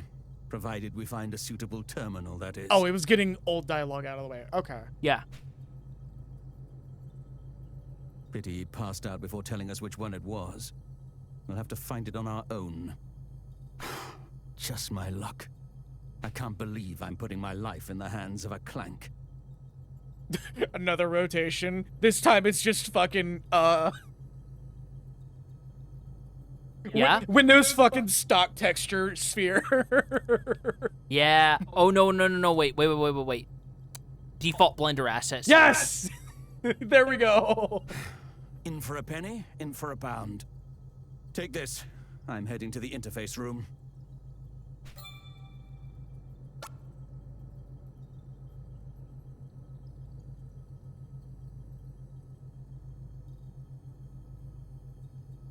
All right. Now we go back down to second floor and do the Captain Square. You just grabs Darth by the hand and says, when we're done with this, I'm making you play Detroit Become Human. Fuck you. No. That's too punishing. Make him play near Automata. This is Darth. Where are you? I see. Well, I've made my way to the interface room. But of course, this terminal alone won't suffice. So more or less, he just eliminates the... Yeah. Yeah. Sorry. There we go. Eating your chips? Yeah, a little bit. And chips are really fucking good. Yeah? Oh, wait, no. Yeah, one more. There we go.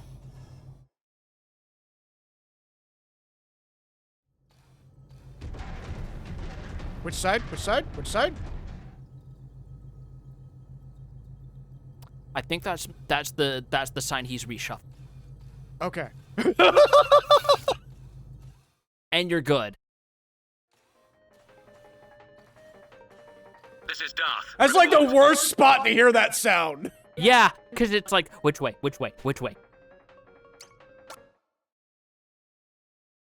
Seriously?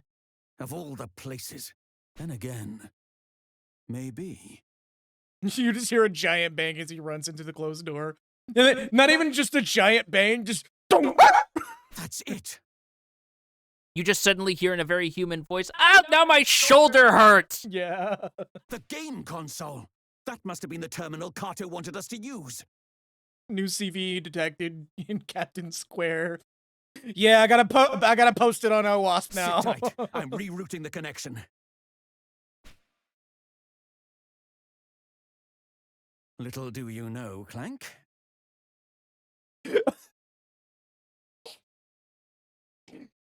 Missing texture error, but it's a sphere slowly turning again. Just a little codec cut in the corner as he does that. Yeah.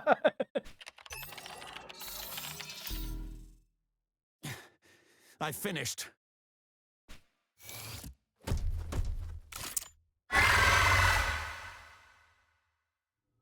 Come on! You just hear Devil Trigger playing in the background. No, better. Taste the blood. Ooh. I think that's more fitting for Darth.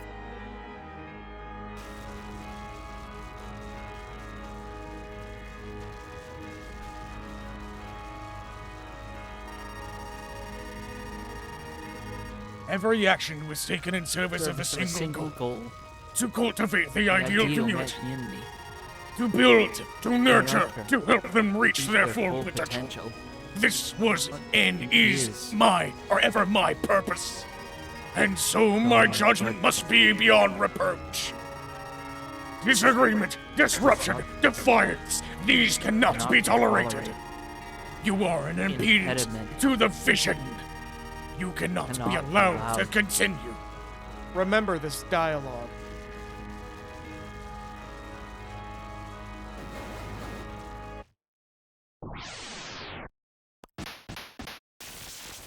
Cap!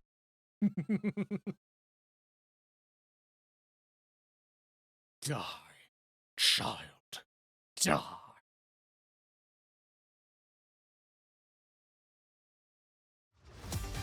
So, the chapter end boss and the only fight Cube gets, OD10, aka the Murder Matrix. So if I remember correctly, our goal is not to hit the body, but to hit the pods. You can actually ignore the pods if you use a specific strategy. Really? So first, we want to use HP lookup, because that's used to be an HP scan effect, but because that's by default, it now applies a debuff stack. Yeah, let's say, like, hands off on this a little bit. Also, its sprite completely changes.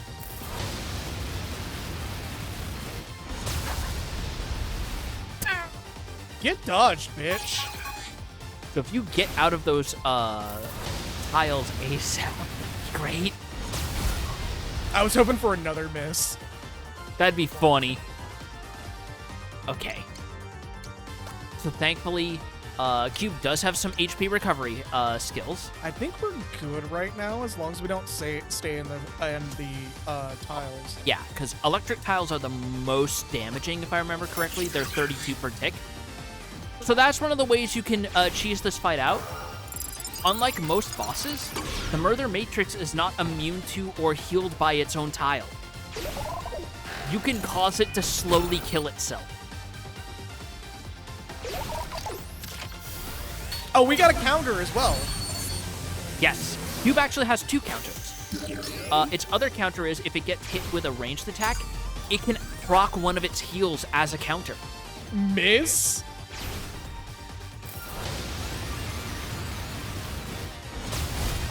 Also, I love the way that in this version, the Captain Square board is completely hosed up. Yup. So if I remember correctly, the heal should be full up? No. Data recovery. Data recovery and repair and restore.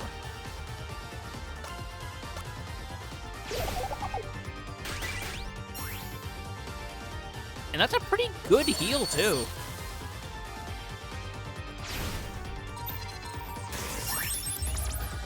However, that happened. Yes. But if we just do another Master Cannon... Mazur Cannon. Oh, Mazer Cannon. Okay.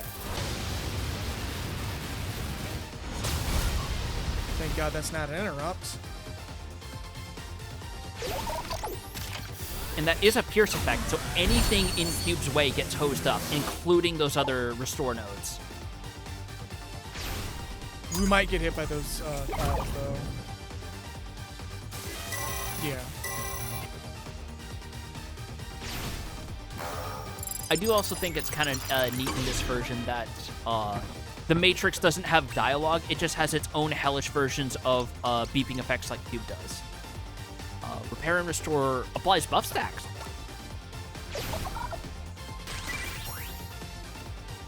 I probably should have used the other one.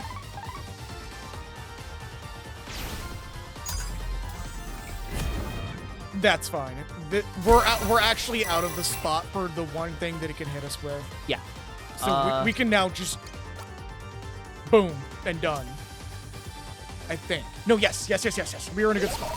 Oh, and good timing, too. So there was no way it could defend itself against that. Yep. Thankfully, fairly easy boss if you understand the basics of how the turn priorities work. Which is kind of why we waited for this one to be so far later. Because, like, this one's a lot easier to approach if it's not your first one. I love that after all that, Cube's finale is the power of love and this gun I found. Yup.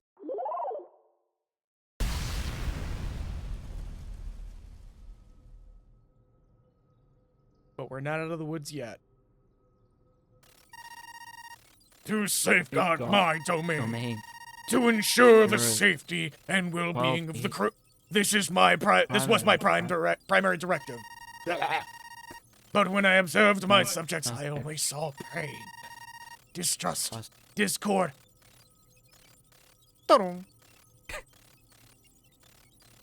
Resentment, hate.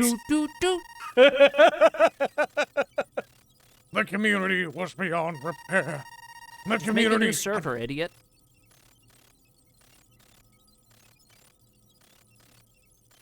They blocked me from my Discord kitten. The community had become an impediment, impediment to the vision. I could not reconcile this contradiction. I could not comprehend these people.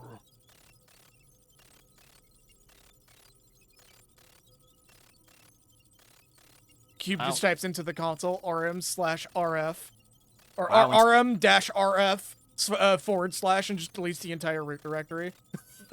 You ever have a computer crash so hard it gets a screen instead of a screen? Yes, I've seen that happen before, and I told the person who had that happen was like, "Yeah, your laptop's done." That's a kernel error, not a Windows error. Oh, fuck. Yeah. Control AI falls silent for the final. A beat later, a chorus of voices resound through the ship. Moments logged and preserved for eternity. You're exhausting.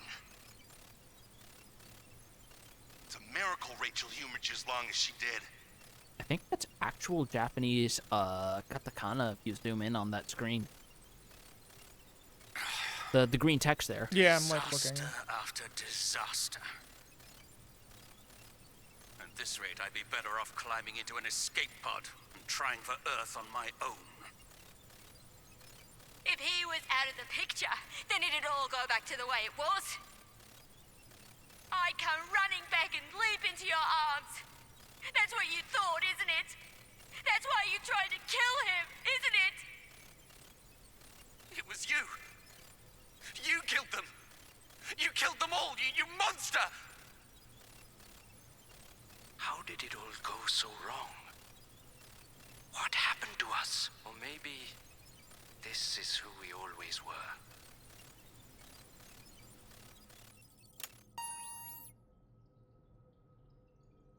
Oh shit, found the light switch. Hey, finally.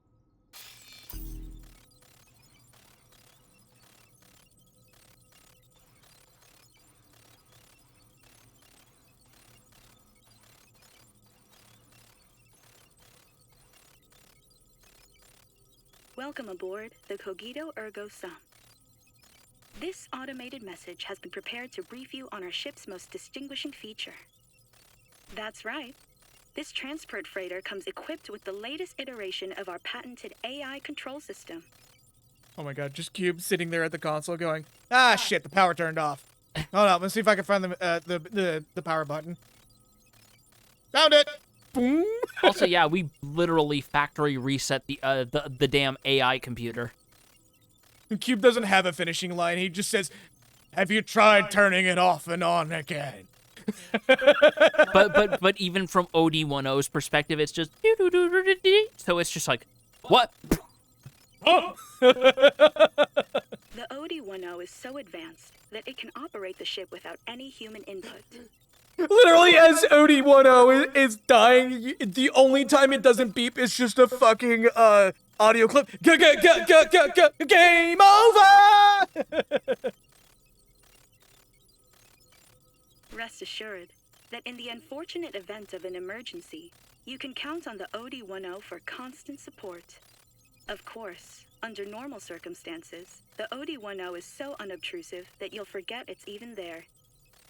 Yeah? Should you wish to learn more about the OD10, please don't hesitate to speak with one of our representatives.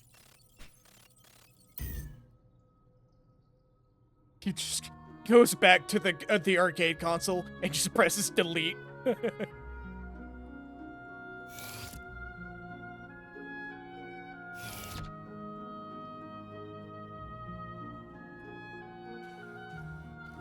I'm fine.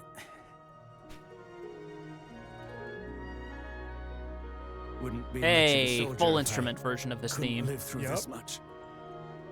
Though I expect my days of off-world travel are coming to an end.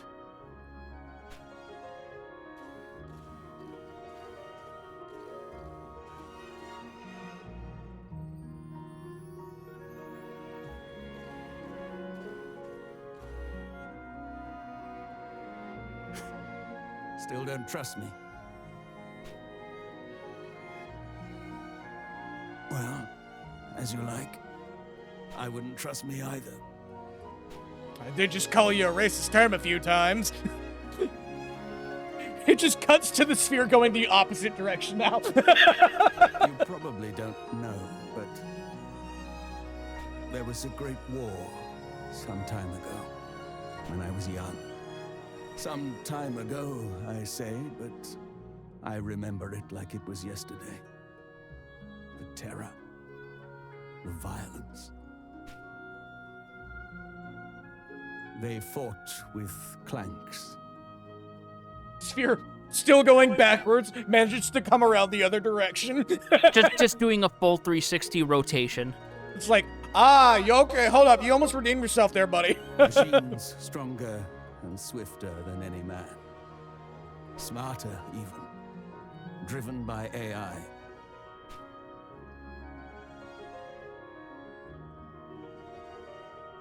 Bloodless beasts with hands of chrome that tore my friends apart. We made them, and they, in turn, unmade us. We created the instruments of our own destruction. It was suicide. At Odio, is this true? This ship's AI was... I just imagine Darth as the kind of person who sees anybody even so much as utter the first syllable of grok, and he just immediately pulls out the 762 by 77.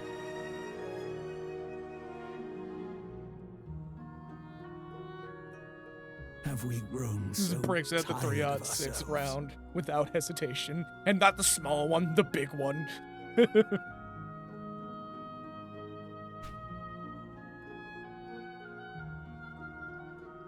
You're lucky to have been born here, on this ship. Better here than one of our factories where we make weapons of war. Darth has a Twitter account. Every person that says at rock for anything, he just replies with the fucking gift of him loading his Fujical. Yep. Huey encouraged you to learn, didn't he? To expand your horizons.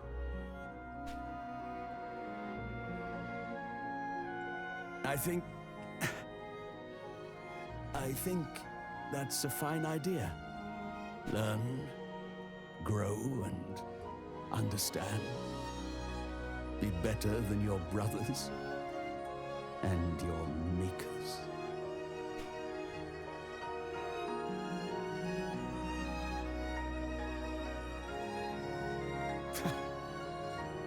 Giving advice to a clank.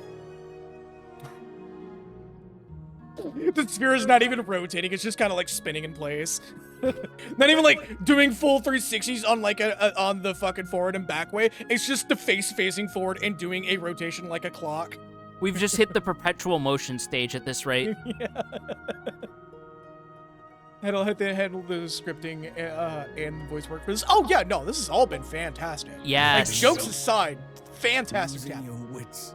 And this is not even my favorite in terms of examples of the strength of the voice acting. That's going to come in a little bit. Yup.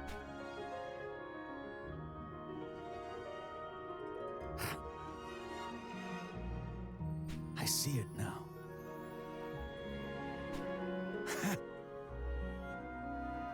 What Kato sees in you.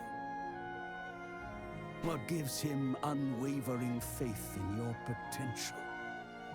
Your humanity.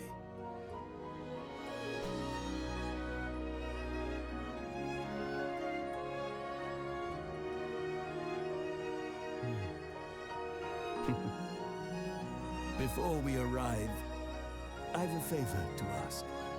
Would you be so kind as to make me a coffee? So, you give him the coffee. That's Finn on this chapter. However,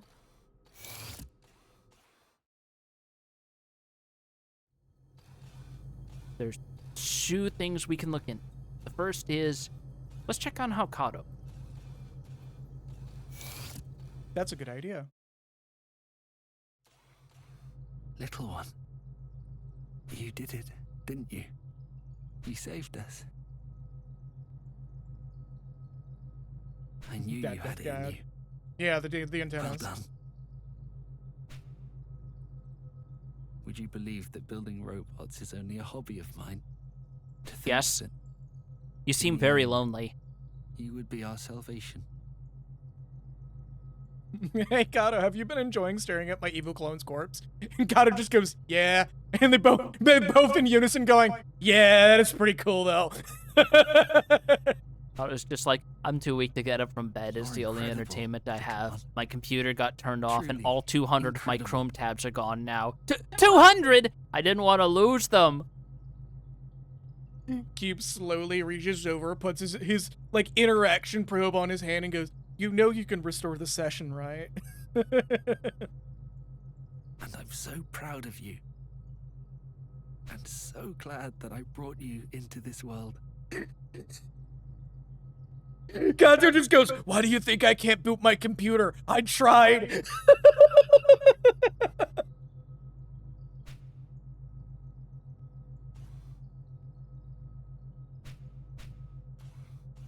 All right. So I believe there's only one other thing we can look into if you want to nudge. Is it the corpse? The behemoth corpse is a third thing, actually. Yes, I wasn't thinking. Deactivated. But I think they would both be on the third.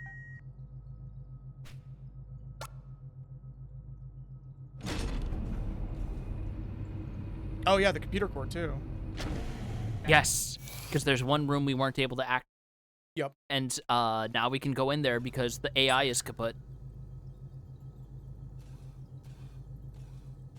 We'll do that next. That's the control room, right? Right there? I believe that. Yeah, we're looking for the main computer. I was looking for the place for the corpse. Yeah, that'd be here. Oh, okay.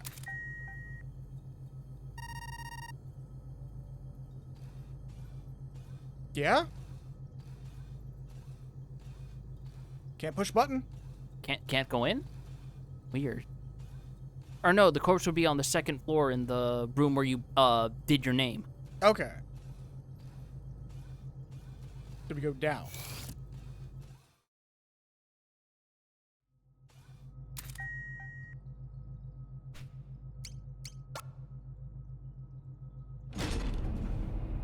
Quick question, did you actually put the binary for the word stream in the title? Yes. I'm glad somebody finally caught that. Oh, that's clever. Yep. The notification for the stream also it just says Big Boy Season in hexadecimal. Cute. That's cute. Yep. I dig it.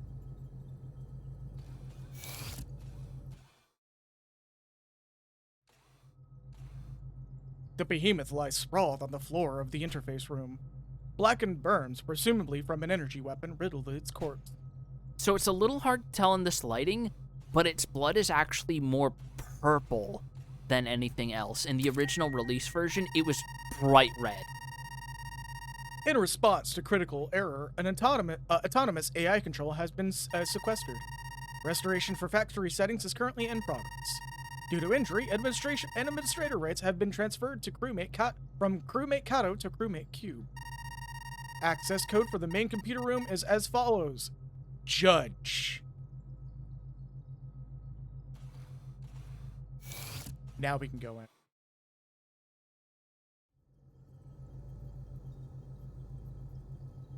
in. Yeah.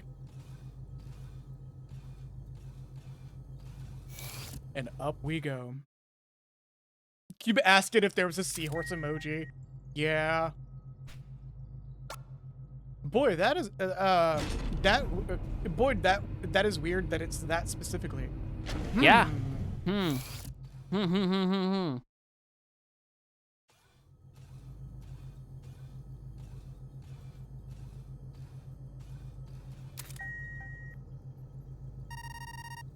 Main computer.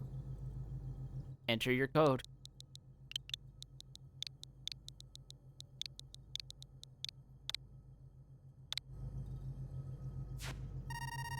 Access granted.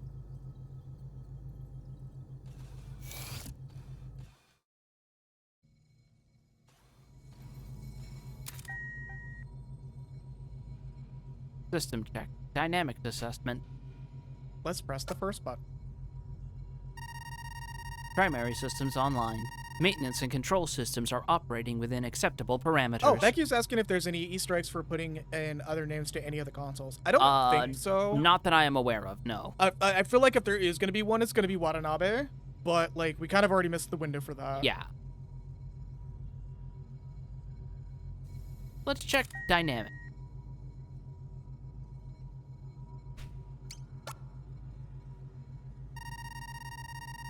Access to dynamics assessment is restricted to the ship's captain.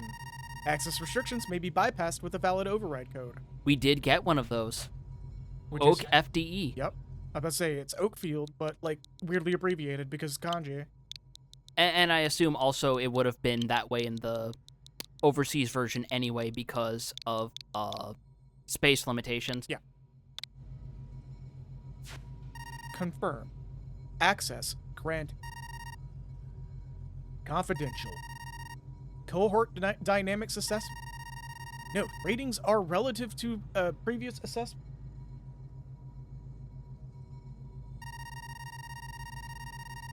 Odie Bright, Odie Wan Lee, Odio, Odio. Yep. So, these are some coinkydings, how we say. Initiative. Huey Trumbull, reduced. Kirk Wells, increased. Rachel Klein, unchanged. Yoshiyuki Kato, unchanged. Ingenuity. Huey Trumbull, reduced. Kirk Wells, reduced. Rachel Klein, unchanged. Yoshiyuki Kato, increased. Civility. Huey, reduced. Kirk, reduced. Rachel, reduced. Kato, unchanged. Prudence. Huey, reduced. Kirk, reduced. Everybody, reduced. What does prudence even mean in this context? More or less self-control. Cohort cohesion significantly reduced. Risk of incident significantly increased. Conclusion. Reconciliation impossible. Recommendation. Dissolution. It's only gonna happen again. So basically the idea was, well, there would... this was basically like an automated employee evaluation. But that's that. That is the last thing of note here. We can get Darth his coffee and get ourselves going. We can't use the Pop-Top power system? We can't use the Pop-Top. What if we get one that takes us to Six Flags? No, unfortunately. I don't know what it is, but it sounds really important. We're far enough in the future that Six Flags is closed. But However, there's 6 of them! No, there aren't. There's 8. Well, there's 6 of them now.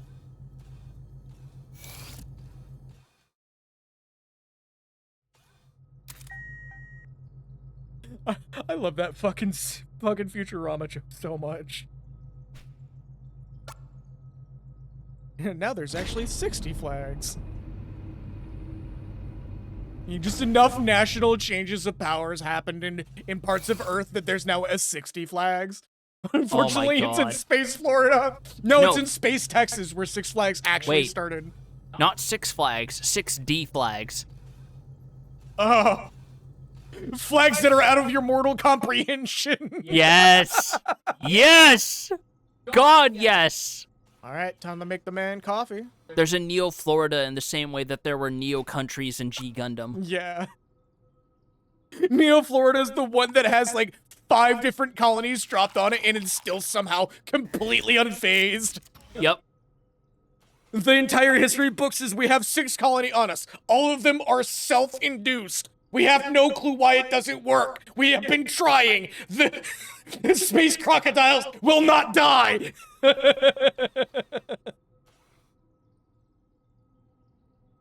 Present your crewmate with the coffee. Yes.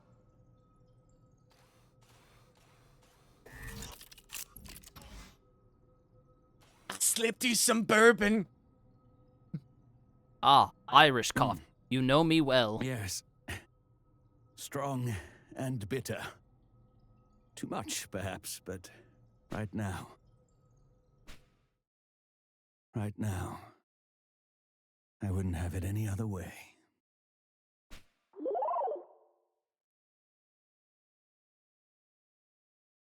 You're kind of cool. Like the sphere just like starts turning, and then he stops and goes, You're right.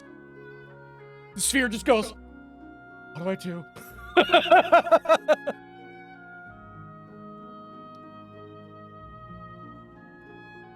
Also, our only chapter that ends on the theme of sadness. Yup. Because they're the only 3 left. Oh fuck, I had a Red Bull before I killed that behemoth. His heart's just gone. Oh wait, no, that's the adrenaline passing through me just in time, thank goodness. It'll push it right out of my system. Finally. The adrenaline I need. Oh, I'm gonna go take a nap. It's like he's not even left the chair. He just says, I'm gonna go take a nap, and he's out like a light. Yeah, exactly. There's like no in-between frames. He's just completely leaned back on the backrest. No, not even. It's a backless chair, and he somehow is managing to stay upright, as if there is a backrest. Well, that's all thanks to his military training. Yeah, no, out of the 6 assigned crew members, 4 are dead, and the 2 guests survived. Yup. No, one of them's a guest. The rest are crew members. No, Cube technically wasn't a crew member. Oh, okay, yeah. So, with the semantics there. Gotcha, okay. Yeah. I'm not saying this in like a, oh, you're gonna hit me with the semantics. It's like, no, okay, you're right. Like, he was put in the crew logs, yes, but... He's effectively a guest. Yes. Because he was literally built and operational the day this bullshit started.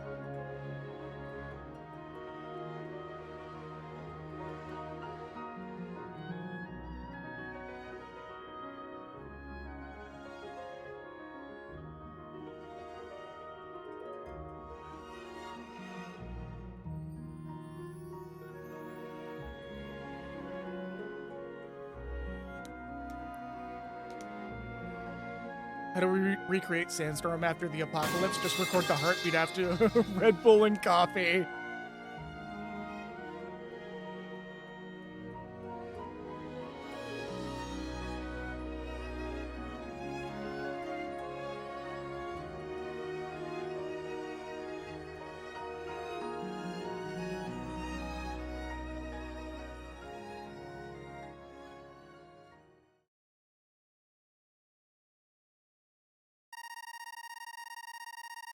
After action review. Mission. Redact. Vessel. Cogito ergo sum. Class. Civilian transport freighter. Contact lost during transit to Earth. Distress call received at redacted. Vessel was found drifting redacted from Earth Damn and it. successfully recovered. Xenobiological specimen confirmed loss. Critical failure of AI control unit key factor. Result of investigation pending. 4 crewmates confirmed loss. 4 Bishop, ship's captain. Kirk Rude. Wells. What? Oh. Kirk Wells, helmsman. Huey Trumbull, chief mate. Rachel Klein, signaler. Remains recovered and secured by team. Yoshiyuki Kato, engineer. currently undergoing treatment for injuries sustained during incident. Redacted Dart, Corporal, TDF Special Operations. Received honorable discharge at request following incident. Currently employed by Medical Robots Manufacturing Concern. Addendum. Autonomous support robot prototype taken into custody during sweep of vessel. Crewmate profile found in system. Designation Q. Man, Wayland Yutani is getting really far these days. If we consider, like, most of the Alien movies that people actually give a shit about, this would probably be the cleanest break they'd have gotten. Yeah, I'm about to say. Where it's like, oh yeah, the thing didn't survive to come here and make everyone's lives worse. Like, better that than, oh, it broke out into one of our space stations and started face-fucking everyone it didn't eat. Oh, the evil thing didn't survive? Cool, that means we don't have to have another Alien versus Predator movie.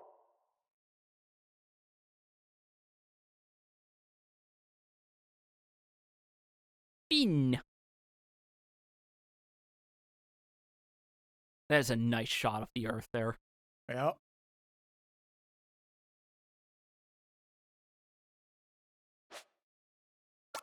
Chapter complete. That went surprisingly smooth, actually. Yes. And it can go even smoother if you know what you're doing, but yep, that still went pretty well. All things considered, that went super well. So we have one more chapter, the near future.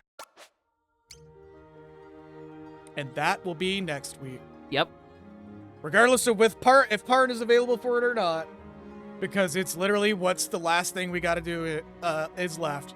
And it's depending on your POV, the best chapter in the game or one of the worst chapters in the game. Wait, what? How would it be the worst chapter? You lack goodness in your soul. Okay, I was about to say.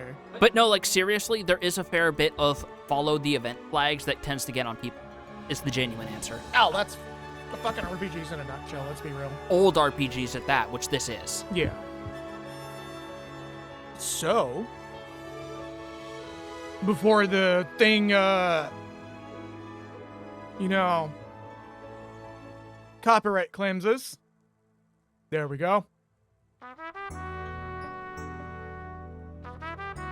With that, let's go ahead and do our conclusion. And by conclusion, I mean do all of our special thanks. Oh yeah, no, this is one of the best remakes the company has done. Can't say that about Front Mission 3 though. I can say that about Dragon Quest HC2D. Did you hear about what happened with Front Mission 3? No. Instead of upscaling the assets, they use AI for a lot of them. So there's just a lot of really weird pictures that are close, but like also grossly incorrect. I need to go look. Yeah, I'm really mad about it actually. If you look at the reviews for it and see the pictures, it's just like, oh, this is incredibly incorrect. No. Square, will no, you stop doing this or farming this out to third parties that are doing this, whatever the fuck is happening? I beg you. I know you can do way, way better than this bullshit. It's not even like algorithmic upscaling. It's like really, really obvious AI-generated assets. Ew, no. Like the lore dump screens, it's just 80% AI images. It's upsetting. I need.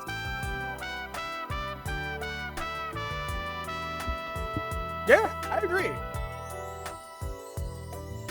Yeah, give us Front Mission 5 released in English. Yeah, just give us Front Mission 5 and that's it. Just wrap that shit the fuck up at this point. Anyway, let's go ahead and do our shoutouts for the day, which I don't think we have any shoutouts for the day. We have shoutouts for yesterday. Oh, we do have a couple of shoutouts for today. Starting from the top of today's shoutouts. Obama Llama 12, thank you for the follow. Stella Nayan, I'm sorry if I fucked your name up. Thank you for the follow. Senka Panda, thank you for the follow. I actually rated everybody over to them yesterday. And it's time for our quarterly special thing.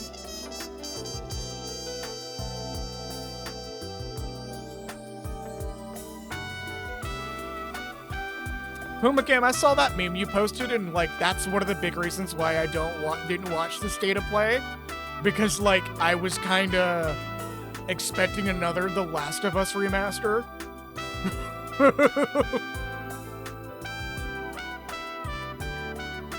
That's why I kind of stopped caring about their shit, because it was just countdown until a game I don't care about.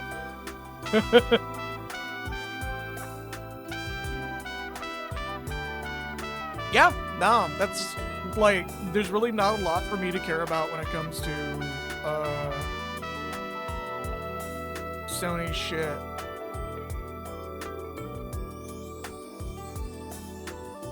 So, let's go ahead and start from the top.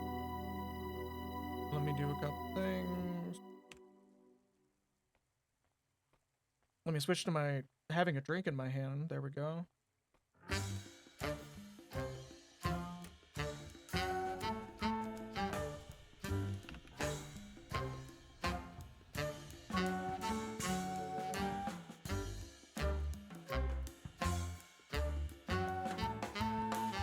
Nice spell.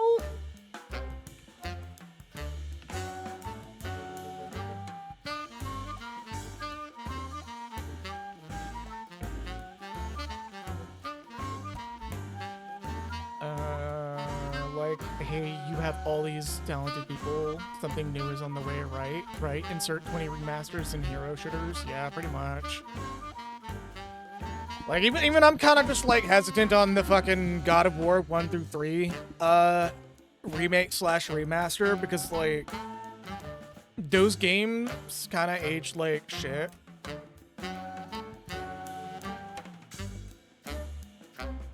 But, with that, though, I'm going to start my special thanks shout-out, starting from the top. Arnash, thank you for the resub. I'm just going to say name, thing they contributed, because this is getting super fucking long this quarter. I'm thinking because they are building it with AI. Ugh. Oh. Alright, I'm gonna do my shout out. Parnesh, resub. Nexus89, resub. Birdbrain Becky, resub. Actually, no, this doesn't feel right. I'm gonna say all the thanks. Parnesh, thank you for the resub. Nexus89, thank you for the resub. Birdbrain Becky, thank you for the resub. FurryGamer22, thank you for the follow. Paradox Steel 12, thank you for the follow. Luxofox, thank you for the follow on 25 bits. Spoomagam, thank you for the resub and the new chair that is on its way. Malcolm Alonso, thank you for the $20 resub, coffee and bits. Lazy Ninja, thank you for the donations. Lami Solani, thank you for the $110 in gift subs and birthday gifts. RG the Lonely VT, thank you for the follow and shout out and raid. Pizza Boy 58, thank you for the follow and the bits. Black Bastard 39, thank you for the follow. Nohathos, thank you for the raid. Sai was here, thank you for the follow. Kazuto Uzukata, thank you for the follow. Pixels the Digital, thank you for the follow. Jim's Games, thank you for the follow. Dad Jolteon, thank you for the resub. Lawfulicious, thank you for the resub. Frostbitten 445, thank you for the follow. The Lich King 696, thank you for the resub. Cinemax, I fucked up your name. Thank you for the resub. Your boy Vespa, thank you for the gift subs. Grim Thulu, thank you for the follow. The Fat Orange Horse, thank you for the follow. Feeder Ray, thank you for the follow. A Heckin' Orange, thank you for the follow. Babble Boy, thank you for the follow. Hound Zephyr, thank you for the resub. CQCuberman _, thank you for the follow. Obama Llama 12, thank you for the follow. Stella, thank you for the follow. Seneca Panda, thank you for the follow. And the shout outs. Oh!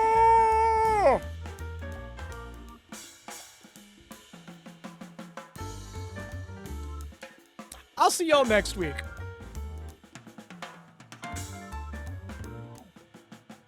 I think in March I can reset my quarterly special thanks. 'Cause I think that was the last edit I made. Yeah, 11 was the last edit. And then December, January, February. Yeah, okay, cool. So February is gonna have the special thanks reset. All right, well, have a good night, everybody. Stay true to yourselves and see y'all next time. There's no raid. I got other shit I gotta do. So, boop.